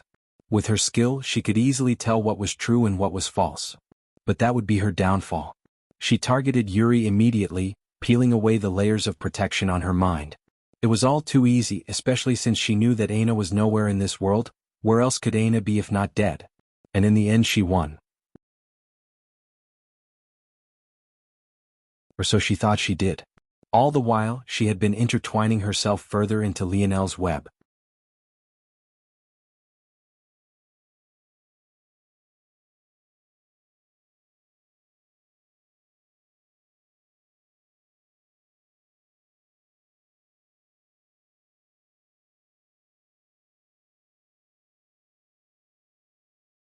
Chapter 2304.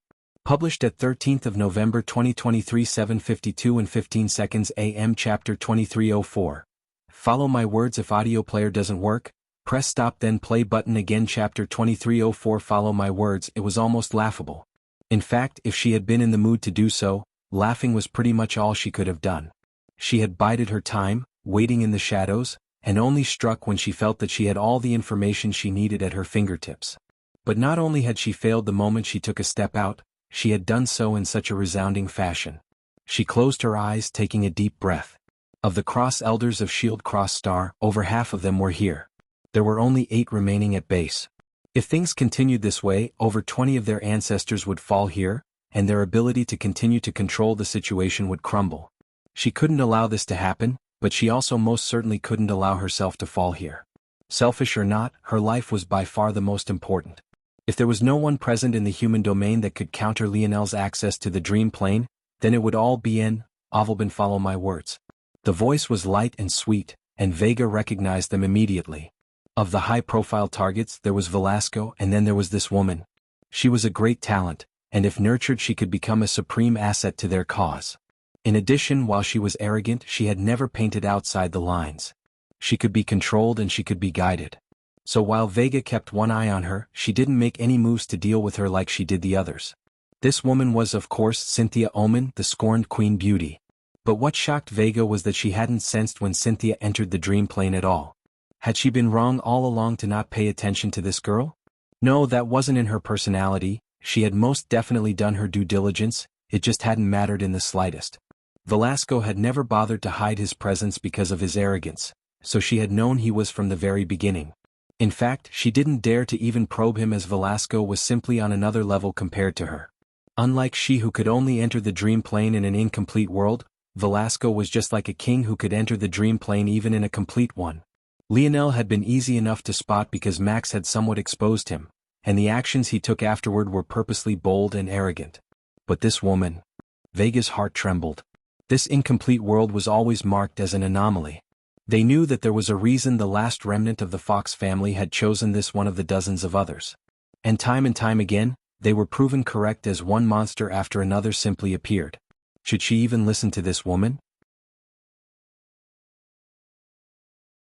Clearly she was just as dangerous as the family before her, but she was also cautious enough to hide her intentions and bide her time for the perfect opportunity. How could she listen to her? What choice do you have? Vega shuddered again. Indeed. What choice did she have? Her heart trembled and her hands shook. Were these her own thoughts? Or was Cynthia manipulating her? When had she become so uncertain of herself? As though she couldn't hear these thoughts at all, Cynthia spoke easily and plainly. There is no way out of this situation except for sacrifice. Was that even true? Vega felt her head spinning. Did Cynthia have a way to get them out of here unscathed but preferred that her enemies not be too powerful? How could she even trust these words? The formation of the half-spirituals is powerful, but not to the point of being untamable. The issue is the son of Velasco has already claimed the initiative and taking it back from him is impossible. So the only remaining choice is for you to flee. But you are trapped and space is locked. Whether it's reinforcements or your own escape, neither will work. Even if you attempt to run out of the encirclement under your own power, the moment you leave the strongest core of your own formation, he will cut you down. He has his eyes on you, and in his eyes, it's people like you who are the reason for his father's death. It is impossible that he would ever let you go, even if he has to let everyone else go. Vega fought hard to control her exterior emotions. By now, she was certain that Cynthia was manipulating her. She was a person who had always been in control of her exterior, at the very least. But now her entire mind was focused on it. What else could this be if not Cynthia's efforts? But it was the best kind of scheme. An open one your enemy knew was there and yet had to fall into anyway. This was the method of the smartest individuals in the universe. In that case, if you want to live, you'll have to follow my instructions and sacrifice your people at timely intervals. Do as I say, if you want to live, of course. Lionel looked off into the distance. He had sensed another mind approaching this region the moment it happened, and though they were subtle, they couldn't hide from him. This meant one very important thing though: this person was close. He knew just how difficult it was to travel across the dream plane while your body stayed in place. The further you moved, the further stretched your dream force became, and it was soon akin to a rubber band on its final legs. If you pushed too far, then not only would the rubber band snap, but even if you pulled back just before it did, it would lose its elasticity. He knew all of this. He had learned it not just once himself, but 7 times over through the memories he had sensed. So, why couldn't he find where this person was even though his senses were expanded across the solar system with the help of the formation of the half-spirituals?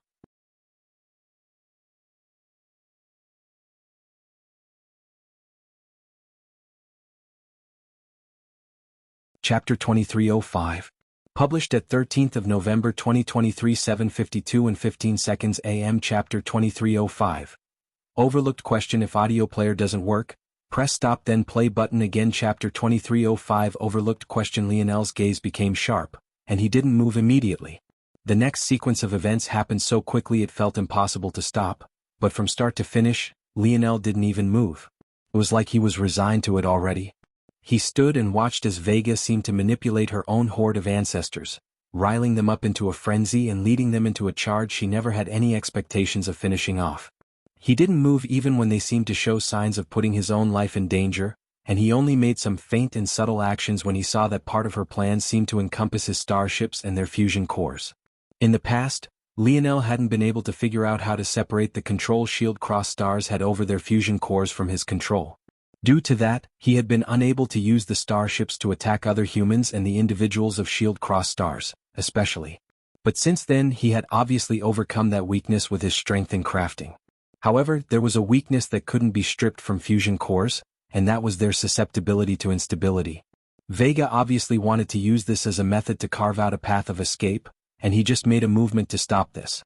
In the end, the real reason Lionel hadn't taken any action showed itself as his people began to act oddly. Some starships turned to face one another, some began to directly battle without a word, and in the far-off distance, Yuri even seemed to be on the verge of directly killing herself. It was a house of madness. This shouldn't have been possible. The suggestive effects on a person's psyche should only be possibly by pulling at their already ingrained tendencies. Unless somehow every part of the Morales army wanted to kill one another, it shouldn't be possible even for someone in the life state to just suddenly turn them all on one another. At the same time, how could Yuri of all people try to kill herself? Not only was he certain that she had far more to live for than not, even if that was just to confront him about Ana's situation, but she had just broken free of a suggestion earlier.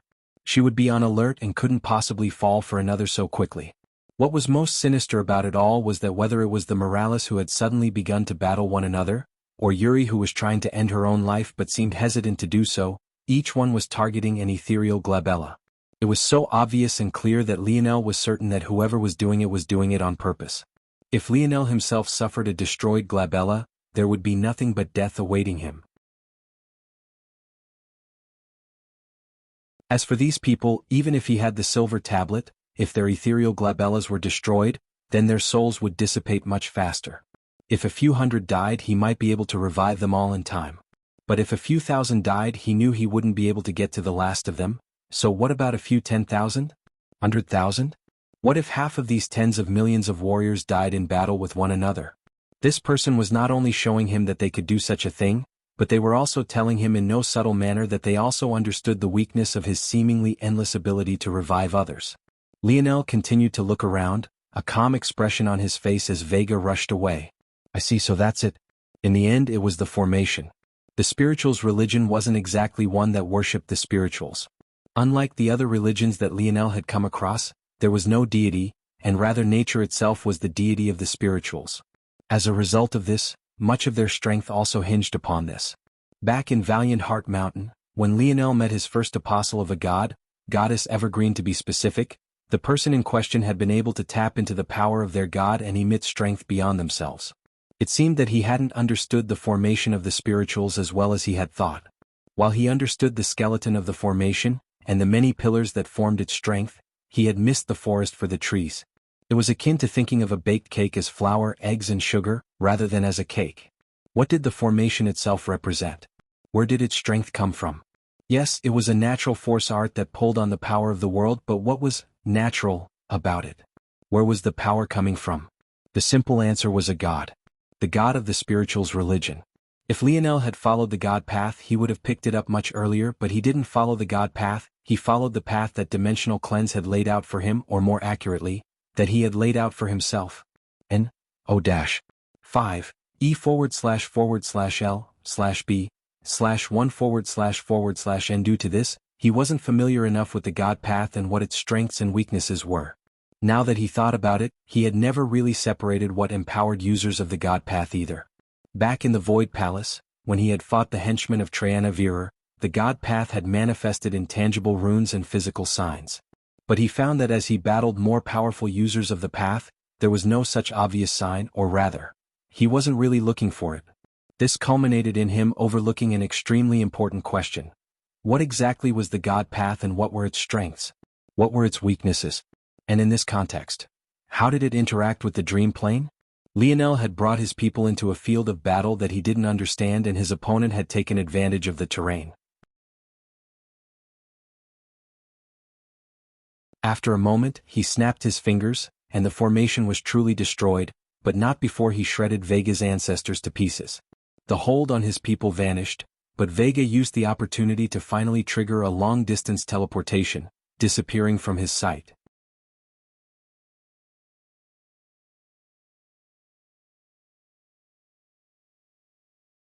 Chapter 2306. Published at 13th of November 2023, 7:52 and 14 seconds AM. Chapter 2306. Smart. If audio player doesn't work, press stop then play button again. Chapter 2306. Smart. Lionel's reaction was far too calm, but the reality was that it was hard to act surprised when you had deduced what would happen the moment it started. Had he wasted time trying to stop Vega, the Morales would have suffered casualties, and heavy ones at that. At the very least, upwards of 1 million would have died. For the casualties to go from 0 to that point, to this sort of level, he found it unacceptable. But it was likely that whoever was messing with his plans likely knew this and acted accordingly. Though it was doubtful that they expected Lionel to be so decisive. Unfortunately, whatever facade of a brash, unruly youth who was too full of himself wouldn't work anymore, but that was the least of his problems. He cast a glance toward the half-spirituals. In order to deal with the immediate problem, he decisively destroyed the formation. This time, it was truly destroyed, and there was no coming back from it other than to rebuild it from the ground up. While he could have taken his time to find a less crude situation, the more time he wasted, the more Morales would have died. His speed of thought was fast, but not fast enough to analyze a path that he had little to no idea about, and then apply that to a formation that spanned an entire solar system. Even he wasn't that mighty yet. His most important takeaway from this event, though, was that this person was smart. Almost too smart. Lionel couldn't remember ever giving this sort of evaluation to anyone.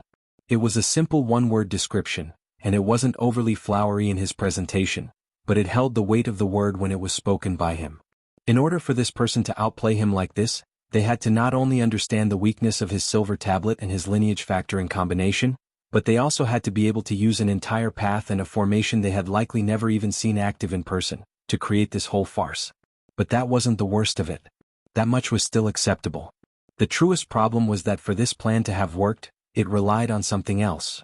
The weakness of the Morales, their bloodlines and their origins. To make a complex matter simple, this individual used the strength of the spiritual's formation to target the weakness of the Morales, dealing a blow to shield cross stars, the Morales, and leaving Lionel here dealing with quite a few enraged half-spirituals. As for how that was done, Lionel still wasn't 100% certain on the details, but he had a general framework. The spiritual religion emphasized oneness with nature. Their formation worked by sensing the life of the universe around them, melding into it and allowing the power to wash over it. But it was also precisely because of this that it was turned around and used against Lionel.